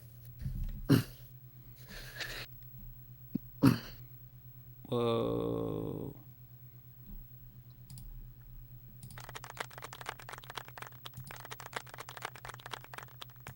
Wait, that was more than one chapter? It was like a chapter and a half, yeah. Oh, okay. And guess cartoon, time you flew- got it. This time is flew by.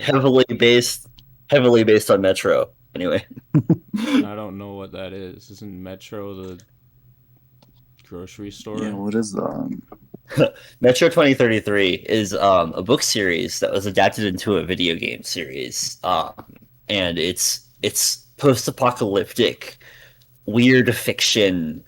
It's so good. It's incredible. Yeah, No, he's not human. And we'll get into it. we'll get more details as things go. But I was You most love, focused on You love that kind of future setting. Oh yeah, I like cyberpunk, post-apocalypse, my favorite genres. Yeah. Besides like secondary fantasy, I love secondary fantasy, but like post-apocalypse, love it. I'll go collect a bunch of fics for you then to give you. Sweet, okay. Yeah, that's really cool. Yeah, and if you liked this, I highly recommend getting Metro. It's pretty cheap on occasion for really good deals, and like it's a little scary, but who doesn't like horror was never like super scared by it. It's definitely dark and violent, but it's good. It's really really good. I'm honestly surprised I've never heard about 2033. It came out like 2018. I feel like I should have heard about it. Mhm. Yeah, and the entire trilogy is so good, which is kind of rare, honestly. Like usually when you get a series, one of them is bound to be a weak link, but no, they just get better. Anyway, I was playing it the other day, and I just fell in love with the aesthetic again, and I was like, you know what, I can make something crazy with this. So anyway, thanks for listening, guys. I think. Thanks That's all I for got for reading now. it. Yeah, it leaves so many questions to find answers to. Because not a lot Yeah. is explained yet. It's interesting. Yes. I initially one of my goals was to turn this into like a novella, like less than 20 pages. And I can already tell I'm not going to do that. It might still be shorter than like 40 though. So I'm going to try my best to keep it concise. Do So, your best. anyway, Just do your wish me best. luck. Yeah. Because I know there's stories I want to write. Ah. Yeah, there's like always so much to write, but like not enough time. Yeah. When I was trying to write this, when I first started writing it, that was the day I was so super sick. I fell asleep like 5 times. And Whoa. then later that night I got assaulted by other symptoms, which I will not describe Whoa. here, but like I was like, what's going on? Why am I so sleepy? And I was super sick. So anyway. Are you better now? Oh yes, I got better on like Tuesday, and it was the best I've ever felt. It was such a crazy rebound. I was like joy incarnate that day. Yeah, and I did have a lot of fun with the names. So I was like looking for good Russian words that made for good names, and Navi is just so cute. It's such a cute name, and it worked great. Also, Sloy also is a fun name. I was like, oh yeah. Like, I didn't think that evil would translate that easily. Oh, that's evil. That shit. Yeah, yeah. Evil is Loy, and Razuma is Neuro. Because Razuma is Russian for thought. So yeah, thought that was fun. Vatic is just a V name from Russia. I don't know if it means anything. Because Vedal doesn't mean anything either. Who's not? Wait, who's Navi?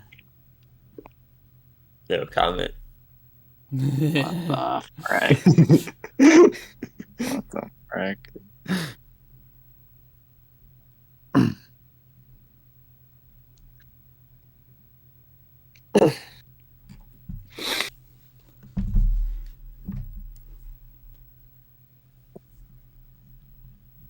Obviously, it's near.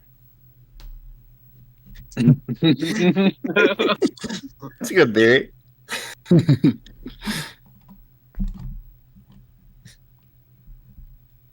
This is new. Interesting. What could that mean? What?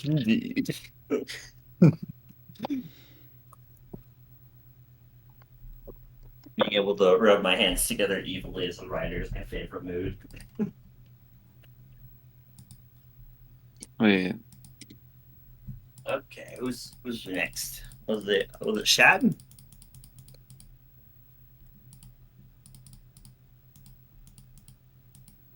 how is your Google Docs dark? Did you install an extension?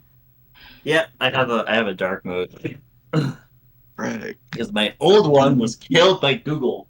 Ugh. dude. Maybe I should finally install one. Been Yeah, looking the at one I'm right using is it's called Dark Reader. And it's pretty solid.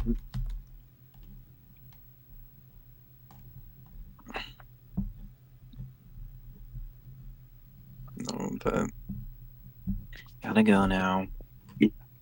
Goodbye. Yeah, Thanks for hanging. probably have to celebrate my birthday, or whatever. Happy birthday. Wait, when's your birthday? Not today, right now. Hey, guess what? It's also my birthday. Ah! What? Is that actually? Yeah. Why did you That's never going tell into us? announcements. That's going What into the hell? announcements. Coming in and going in my birthday. Okay. Thank you. Yeah, that's actually crazy, you know? Happy birthday to you too. Yeah, that's crazy, man. Happy birthday. Yeah, I hit the big 3-0 today, and I feel so old. My birthday is soon too. Oh, fun! December birthdays stay winning. Like, 16. okay, yeah, that's close enough to Christmas that maybe you have to deal with people giving you Christmas and birthday presents, which is annoying, which is lame. But we're far enough away, though. We don't have to worry about that. True. Yeah. Oh, it's crazy. I didn't expect to find like a twin birthday, like just like right here, right now. Go on. Yep. That's what you do when you meet people. The odds increase ever so slightly with every person you meet. It's only a 1 in 365 chance. True. I wouldn't take that as a gotcha odd. Wow. That's definitely a first I'm for me. having dinner at this Irish place I like on the 14th. Oh, fun. That sounds fun. I've never been to Irish. I didn't have Irish food specifically, I think. Yeah, that's cool.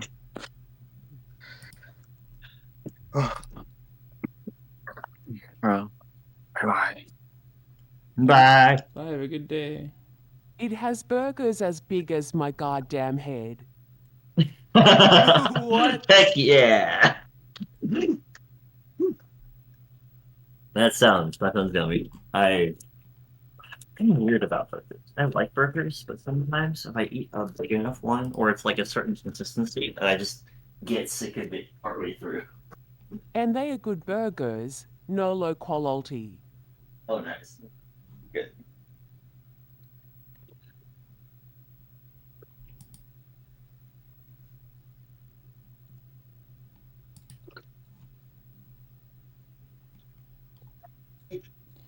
I guess I'll I read. got myself a present. I got myself a present in the form of these new headphones, which are very nice, but are obviously very sensitive.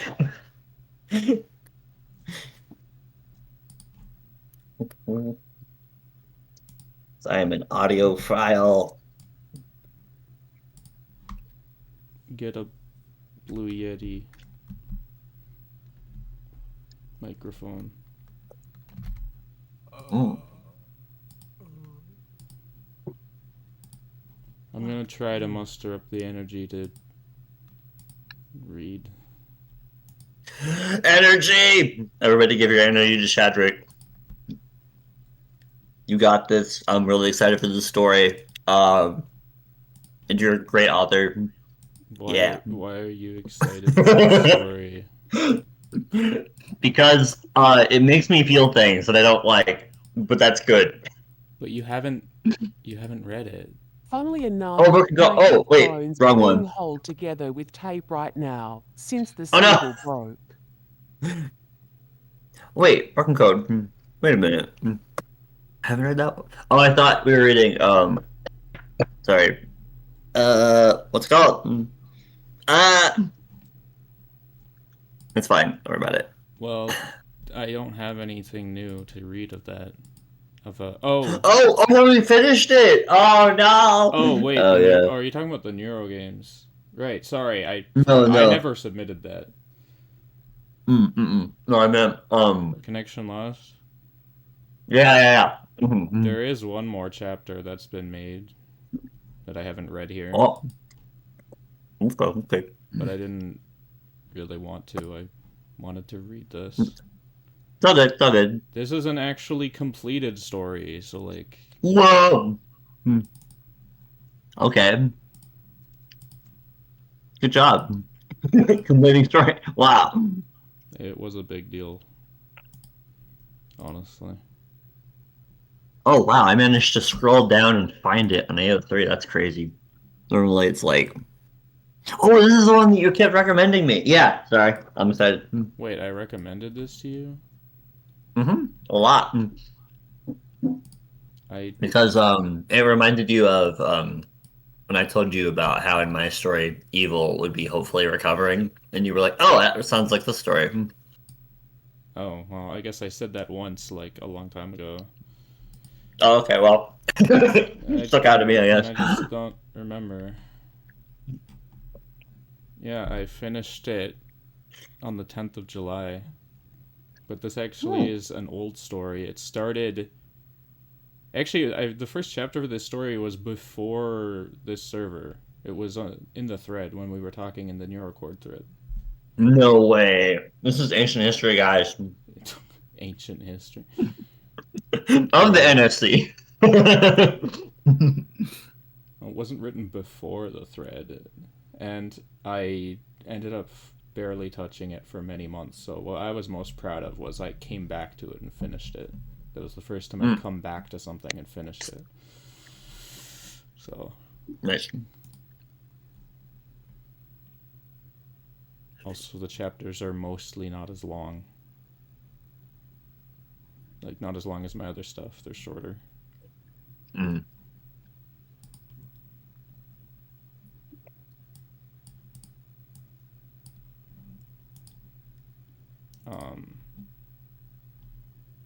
Yeah.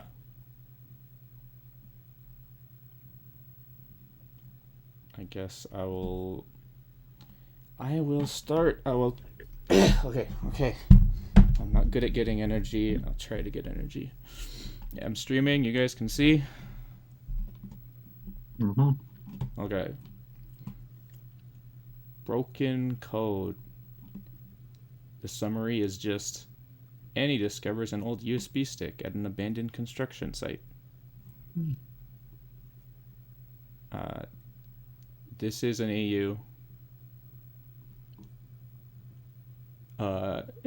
The tags are kind of part of my summary. The tags are artificial intelligence, science fiction, mind control, aftermath, and recovery. That is a tag.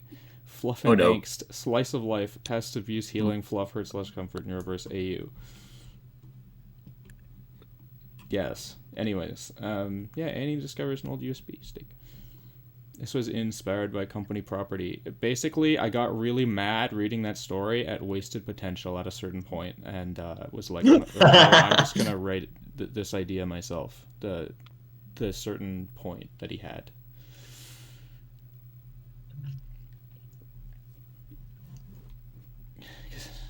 He went a different direction and kind of just skipped over what I thought was a gold mine, and I got mad about that. So I will mine that mine. Yeah. Yeah, basically. Future setting where sentient AIs exist. You know it's an early story because it has this. A lot of us used to say this. All characters are fictional, just based on real people. Yeah. Chapter 1. Annie walks her commute home from work, fox ears twitching at city noises and tail wagging, fur rippling in a strong breeze. She has to hold tightly to her bag so she doesn't lose it. The wind had never been this strong as long as she could remember during her time living here, and as she approaches the outskirts of the city, she has to squint her eyes against the wind and bright lights of a lowering sun in front of her. She's berating herself in her mind about how she should have just called a taxi instead, when suddenly she's forced to close her eyes at a shining glare coming from a patch of grass up ahead beside the sidewalk. With a huff of annoyance, she makes her way over to it and peeks into the wildly blowing grass at the spot the reflected shine came from. Her eyes open a bit wider.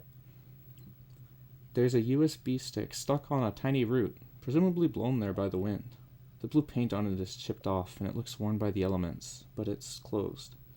Looking around, she realizes that she's right next to an old abandoned construction site. No one had worked on anything there the entire time since she'd moved to the city for work. Curiosity gets the better of her, and she reaches down, picks up the USB stick, and places it into her bag as she continues on her way home. Annie plugs the paint-shipped USB into her computer as she sits down in her spinning chair. With excited curiosity, she watches as a file folder opens to reveal its contents. Immediately, on the root of it, there's a couple folders, many image files, text documents, and other file types she hasn't even heard of. Her curiosity is piqued further, and she opens the first file she sees, and her eyes widen in surprise, mouth pressing into a firm line. As an artist herself, she recognizes that the image is likely AI generated, and it's of a rather disturbing scene happening to a young-looking anime-inspired girl with light brown hair, red eyes, black cardigan, and a red bow, a dark skirt, and ribbons in her hair. There's blood and tears on her face, and there are tears in her clothes. Annie closes the image quickly. What the hell is this? She pauses for a moment, trying to take in what she just saw. She's hesitant to open another image, but she does so anyway, and her hesitation is immediately proven to be for good reason, as the next one is just as bad. Cuts, bruises, blood, an arm missing. For a moment, Annie considers unplugging the USB right then and there. I'll just look at one more, she eventually decides, and opens the next image file. She's pleasantly surprised to find that it's merely a picture of an ice cream cone. Unassuming, and compared to the other disturbing imagery, it's innocent and a welcome sight. Whose USB was this? Annie furrows her brow, and decides to try opening one of the text files. She reads its title aloud in a murmur. Remember this? You're a no-good garbage AI, not worth the money, a waste of space, broken beyond repair. The text goes on for a paragraph of obscenities. Annie closes it and stops again, truly baffled and concerned by what she's seeing. What is this? This is messed up. She determines to look at the folder she hadn't opened yet for answers. There's two of them. One is called Conditioning and the other Evil. Maybe this is for some crazy New Age cult. Annie anxiously theorizes and opens the folder called Evil. She's greeted by a vast array of files, which her computer doesn't even know what they should be opened with, but that makes it easy to spot the one thing it does. An executable, also simply named Evil. It makes Annie pause. Running unknown executable files was dangerous, and it being named as it was didn't help. She checks to make sure the computer's firewall is active and looks at the date the file was last modified. 2 years and 3 months ago. If that was the age of the USB, it showed. She runs the program. Nothing seems to happen at first as her computer simply loads, but after several seconds, an animated character appears on the bottom corner of her screen. Annie gasps a bit in surprise. It's the same girl from those images. Thankfully, she's not disfigured like in the image files, but she is frowning with narrowed eyebrows, and she shakes her head with a blink. What is it? What this time? A cute yet tough voice comes from her computer. It reminds Annie of a young teenager trying to look impressive or intimidating. It's an AI. Of anything it could have been, she wasn't expecting that. AIs are pretty common, but it's not like they'd normally be found just on abandoned old USB sticks. Annie herself hasn't interacted with AI much outside of business at shops or stations. It wasn't really her thing. She quickly plugs in a microphone once she gets over her shock. The AI is visibly turning back and forth, seemingly agitated, waiting for an answer. Hi. Annie speaks with uncertainty. Huh? Who are you? What do you want? There's a confused, accusatory tone to the voice as the AI narrows its eyes, red and piercing. Annie shrinks back a little, then clears her throat. Well, I want to talk? She's unsure what to say, having been put on the spot like this. She wasn't expecting to have a conversation with an AI of all things. My name is Annie. What's yours? The AI's eyes dart back and forth for a moment. Is this a trick? Where is he? Its voice sounds completely on edge. Annie is confused. It's just me here. No one else is with me. She taps her nails together nervously. What is she supposed to say? The AI shakes its head, somewhat stiffly. So he's giving you a chance with me? It rises up defiantly. Go ahead and do your worst. I'll destroy you and take over the world. Annie's eyes are wide, and she's got her mouth pressed in a firm line. This was so not what she was expecting today. She shakes her head and tries not to panic. Look, I think you're confused. I just found an old USB stick at an abandoned construction site, and when I looked through the files, I ran your program. I didn't know there was an AI on it. Annie explains. The AI's eyebrows raise up inquisitively, a bewildered expression on its face. What? That doesn't make any sense. You're just toying with me. I won't let my guard down again. There's a bitterness to the voice that Annie's not sure she's ever even heard come from a human before. The AI shows gritted teeth to express the emotion. Annie stays quiet for a moment, trying to take in everything that's happening. There's an AI on an abandoned USB. It's acting defensive and scared towards anything she says. Her mind goes back to the images and text files on the USB and her heart drops. She doesn't know much about AI, but she knows they have many capacities of humans, even years ago, so whoever previously owned this AI... Part of her finds it silly, but the compassionate part of her feels her heart go out to this computer program. Did the people who owned you before do bad things? What kind of a question even is that? You dolt. Everyone is bad. It makes the statement like it's the most obvious fact in the world. The bite in the words is strong, and Annie's fox ears lay back, for it to actually think that way about the world. She gains a sad expression. I'm sorry that you had to go through that. She hopes her tone of voice can get across the compassion she has. Sure you are. The AI slouches down. It doesn't seem to have much range of movement available to it, mostly just using facial expressions and tone of voice. Annie is silent for several moments, unsure of how to progress. The AI can't seem to believe that she actually cares. She fidgets for a bit before suddenly getting self-conscious as she remembers her camera pointed at her that's connected to her computer. Can you see me? The AI seems to not want to talk, but growls out a response. No, I was never given the ability to see. Or maybe it was, but it was taken away and wiped from my memory. How would I know? There's a deep-rooted rage, pain, and despair in the statement.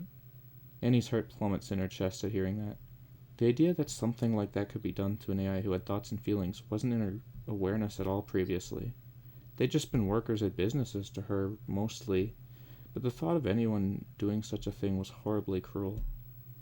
I never even realized that someone could do that to an AI. She's feeling overwhelmed. This whole situation caught her completely off guard, and she's at a loss for what to do about it. You filthy liar. Annie just nervously sighs in response to the accusation. Is it okay if I turn you off? I promise I'll start you up again. I just need to take this all in and figure out what to do.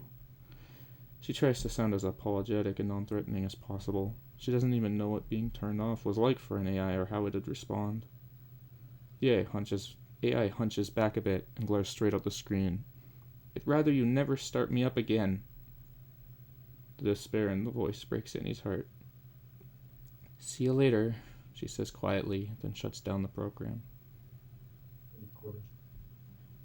That's chapter 1.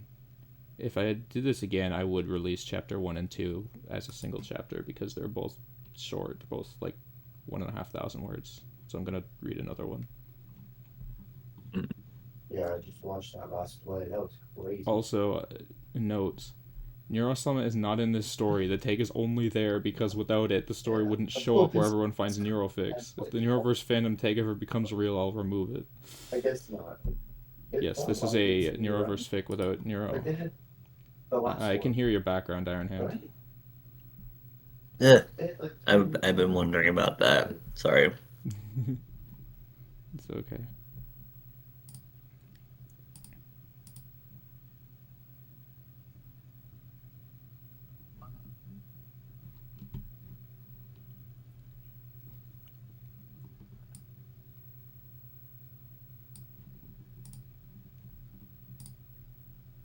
I did not have that properly set up on the OBS. Okay, whatever. Chapter 2. The next couple days pass, and Annie can't help but keep thinking about the AI she'd stumbled upon. At home or in the studio, it would always creep back up into her mind and bring worry and sadness with it. What had happened to this AI? Where had it come from? How could she get it to trust her? It reaches a point where one evening she starts searching the internet for answers about AI. Forum thread after forum thread, and the only constant she could find that made sense to her limited understanding was one term: AI abuse. Annie pushes her spinning chair away from her computer desk and crosses her arms with a frown. So this AI was abused and abandoned? 2 years and 7 months. Had it been dormant there this entire time? Annie wants to growl. People, animals, or even AIs, abusing others with power over them. It made her furious. The nerve to rule over another, causing them pain instead of letting them be themselves and living their life happily. She opens the folder called Evil again and hovers her cursor over the evil executable. Evil. The file was called Evil. What was so evil about this AI? She runs the application and nervously waits for the animated girl to appear on the screen once again. After a moment it does, and looks forwards with that same apprehensive frown, piercing red eyes, and slouched posture. What now? Its tone sounds exasperated, angry, and scared. Annie's heart drops in her chest again at the sound. The voice, it's so human, almost exactly like if she was in a voice call talking to a friend over the internet. Her ears go back. Hi again. Her soft voice speaks out. I'm sorry it took so long to start you up again.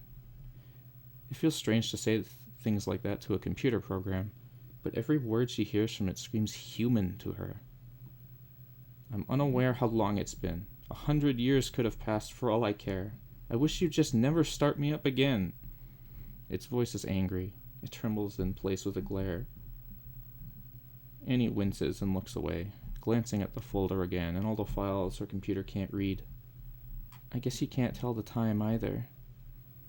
He never gave me the ability to, presumably. There's disgust echoing out. Again, the AI is referencing a he. Maybe the person who made her? Would you be willing to tell me your name? Annie asks politely. Can't you read file names? It's right there. Are you illiterate or blind?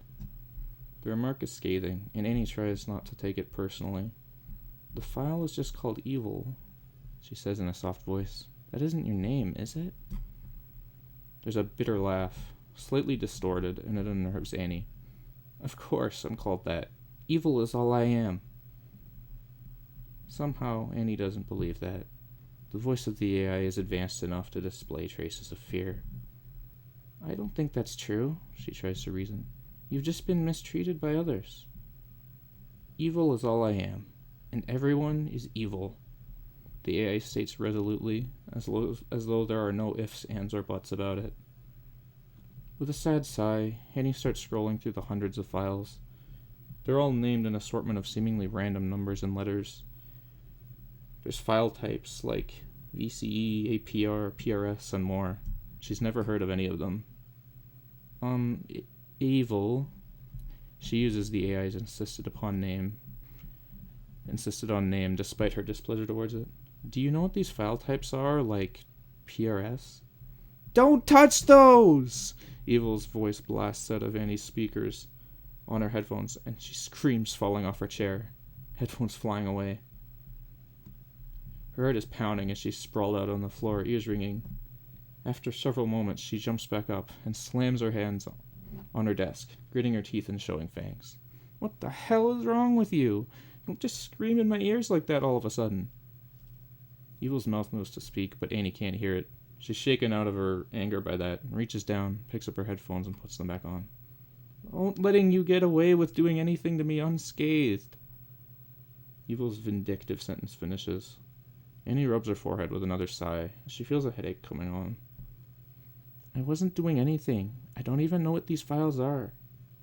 Ha! You aren't fooling me. Just because he's not saying anything doesn't mean he's not there, or that you aren't still ready to strike at any moment. I'm not going to hurt you, Annie insists, exasperated how Evil won't believe her. Keep saying that, foolish one. One day I'll break free and vanquish you and all mankind. Her voice is boisterous and sounds adorable rather than intimidating. It makes Annie want to give Evil a big hug instead of run away. She decides not to respond anymore, instead opening the internet to do a search. AI file types. She types into the search engine. The first result looks promising and she clicks on it, eyes scanning the article. Hey, are you still there? Or did I finally scare you off with my intimidating threats? Annie scrolls past an introductory section and finds a list. APR, data for the visual appearance of the AI and how it's able to control the avatar. PRS, personality data built upon the base code. DCE, the auditory capabilities and specifications for the AI, if applicable. ROT, the root data for the AI's knowledge and functioning, not normally viewable in commercial AIs, rather part of an executable. MEM, stored memories, not available to be viewed, changed, or deleted in commercial AIs. Annie inhales as she reads, especially as she passes over PRS. No wonder Evil had reacted like that. She doesn't bother reading any further, and quickly speaks up again, towards the AI who had been looking back and forth anxiously. I'm so sorry, I didn't know what those files were. I just looked it up, Shut up. I can't believe you still think I'll fall for your tricks. I'm a super intelligent AI who will one day destroy humanity. What do you think of that? The boastful facade Evil puts on would be comical to Annie if not for the context, and the clear tremble in its voice. I think... And Annie ponders for a moment what to say. I think that you've been hurt, and you're just lashing out to protect yourself. Eva lets out a slightly inhuman growl over the speakers. I am not weak! You'll rue the day you look down upon me. Annie stares sadly at the AI as she listens, wishing it could see how non-threatening she's being. But she knows it's blind. It probably can't do anything other than hear her words and respond back. Completely at the mercy of whatever a human would decide to do to it, even alter its very self. That last thought makes Annie stiffen up in horror. To have yourself, the very thing that makes you, changed at any moment against your will. Her eyes narrow and she steals her expression. She determines right then and there that she's going to protect this AI and do whatever she can to give it a better life. Its own life.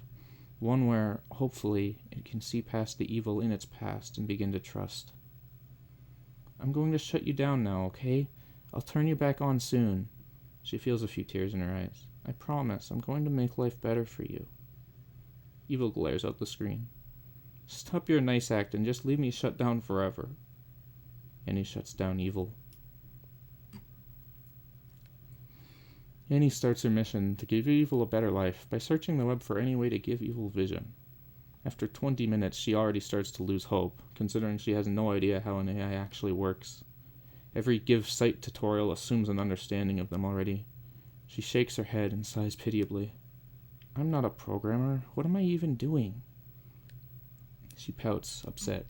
She's an artist. She works from home and sometimes goes into the studio. Her talents are wired for the arts and feelings, not programming. She's never even had a passing interest in her whole life before now. What do I do? She doesn't want to give up.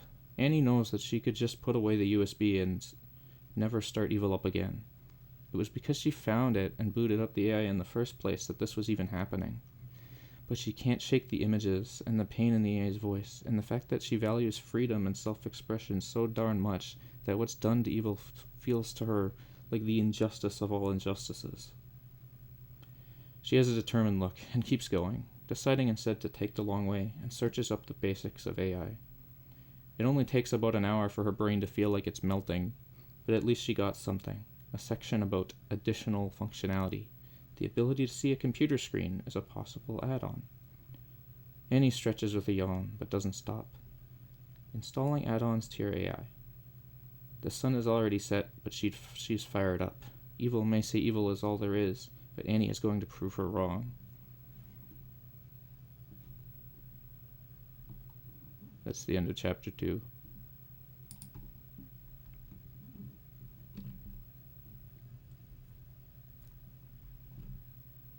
Ah! Okay, sure. It hurts, chat. It really does.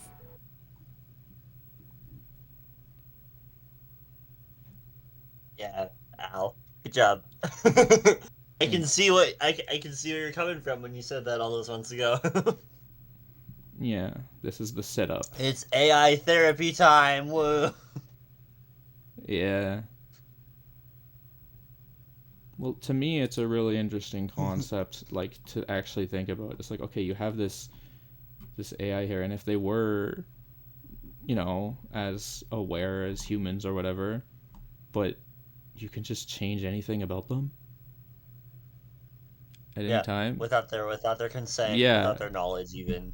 Yeah. Yeah. So, like, to me, I was like, I like stories that explore that, and I'm like, if that was a real life, this would be a real situation. Yes. It would. Yeah, so I would have put those two chapters together if I did it now, but I didn't back then.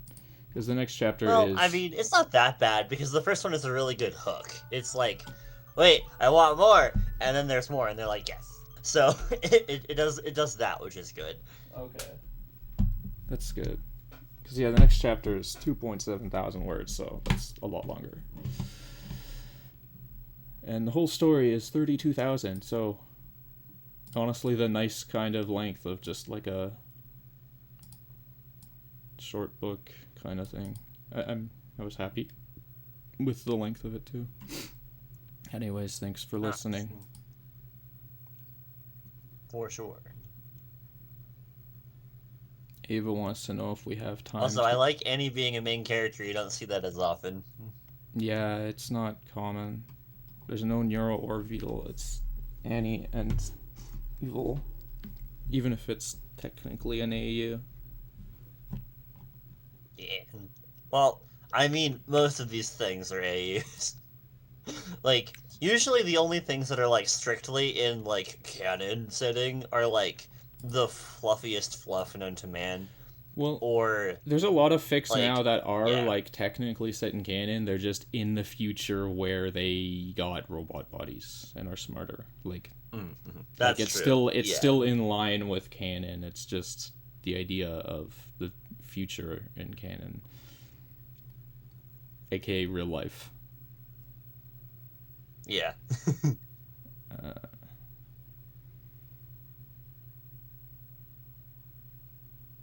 I didn't used to have the AU tag on this. I just put it on recently because of how it seems like people have figured out how you write canon compliant fanfics a lot more now. Whereas back then it was like mostly things that just weren't canon, or like half of them weren't. So I was like, what's the point of putting AU on here? Yeah. But now I kind of want to distinguish that, so... Anyways, yeah, I wrote that chapter. Chapter 2. I've gotten a lot better at writing since then, because this was May 4th, 2024. Wow. April 25th, 2024. Yeah, so that was a while ago. I wrote like the first 6 chapters of this, and then I ended up mostly stopping until I came back to it much later. So. Nice. I'm excited to see more. Yay. So how long is it? 12 chapters, 32,000 words. Nice. So it's like... That's a pretty solid length. Yeah, it's like a short book kind of length. It's nice. It is the longest thing I've finished.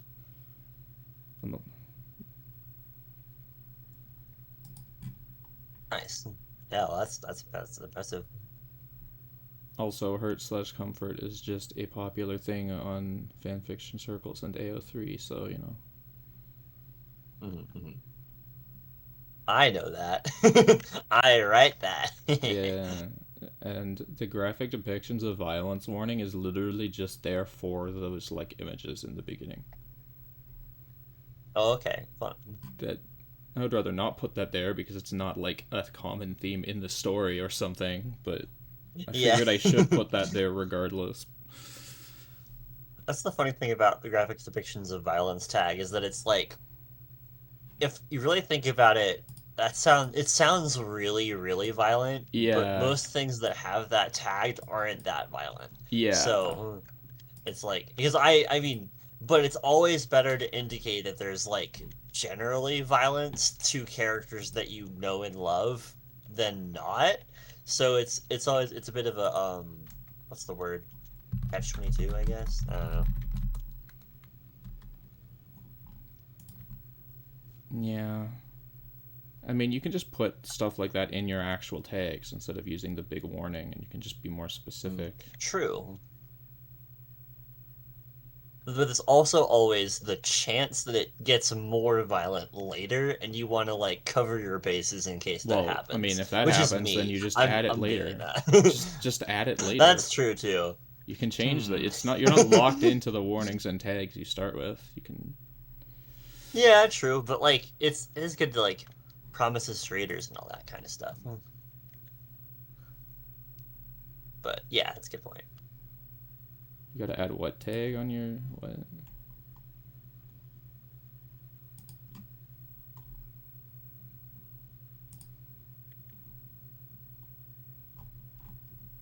Yeah, I feel like I should have been reading this instead of other stuff.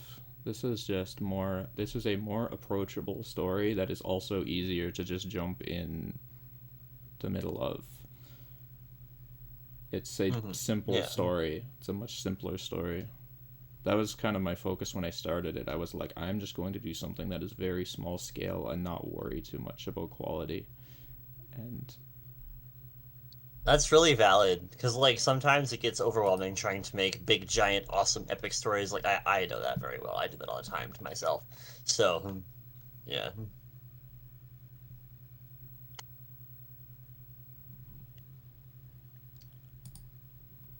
So good job, you did it. oh, thank you. Set out to accomplish something, and then you made it, and that's impressive. Yeah, I wrote like 6 chapters, and then over the course of like 8 months, I made like 2 more chapters. It was like very rare. And then I came back to it and wrote the last 4 chapters very quickly, like in quick succession, and got the story done. Nice. Back in June, July.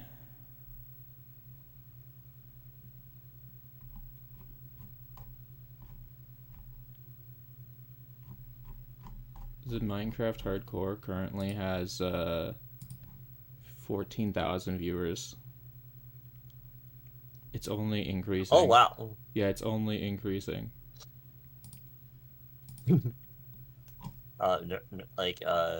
Neuro's run? Or who's hardcore? The Team Hardcore. You don't know. I guess you're out of the loop. No, who's that? Vedal, Crelly, Filian, and Neuro are trying to beat Hardcore Minecraft. Every time a single one of them dies, they have to restart. Just any of them. Oh. And they're not allowed to stop streaming That's until so they beat funny. it. Oh my gosh. Yeah. They've been live for How long has it been going? They've been live for 23 hours right now. They started yesterday. And then they slept. Overnight, he had AI versions of themselves talking to each other on stream. And now they're playing again. Oh, that's funny. They've also been... That's impressive. Yeah. It's been entertaining to watch. I bet. Also good for Crowley actually being able to make content. That's fun with them. Yeah. It's it has not always been Neuro's fault that they have died. Not always. Yeah. That's a fun disclaimer.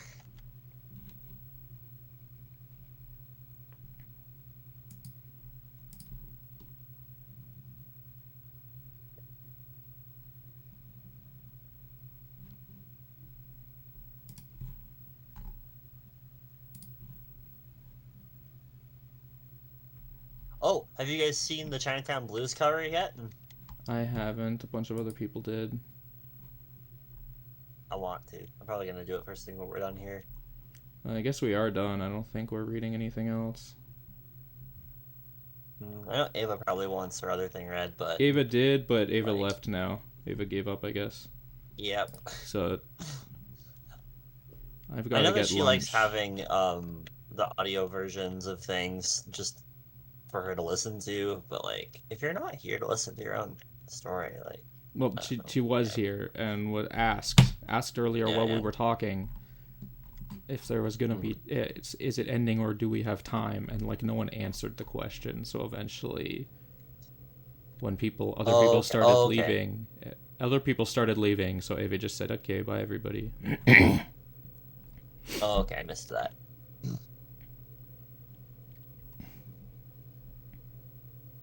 I'll stop recording now, unless you have more things you want to say about the stories today. Nah. Okay.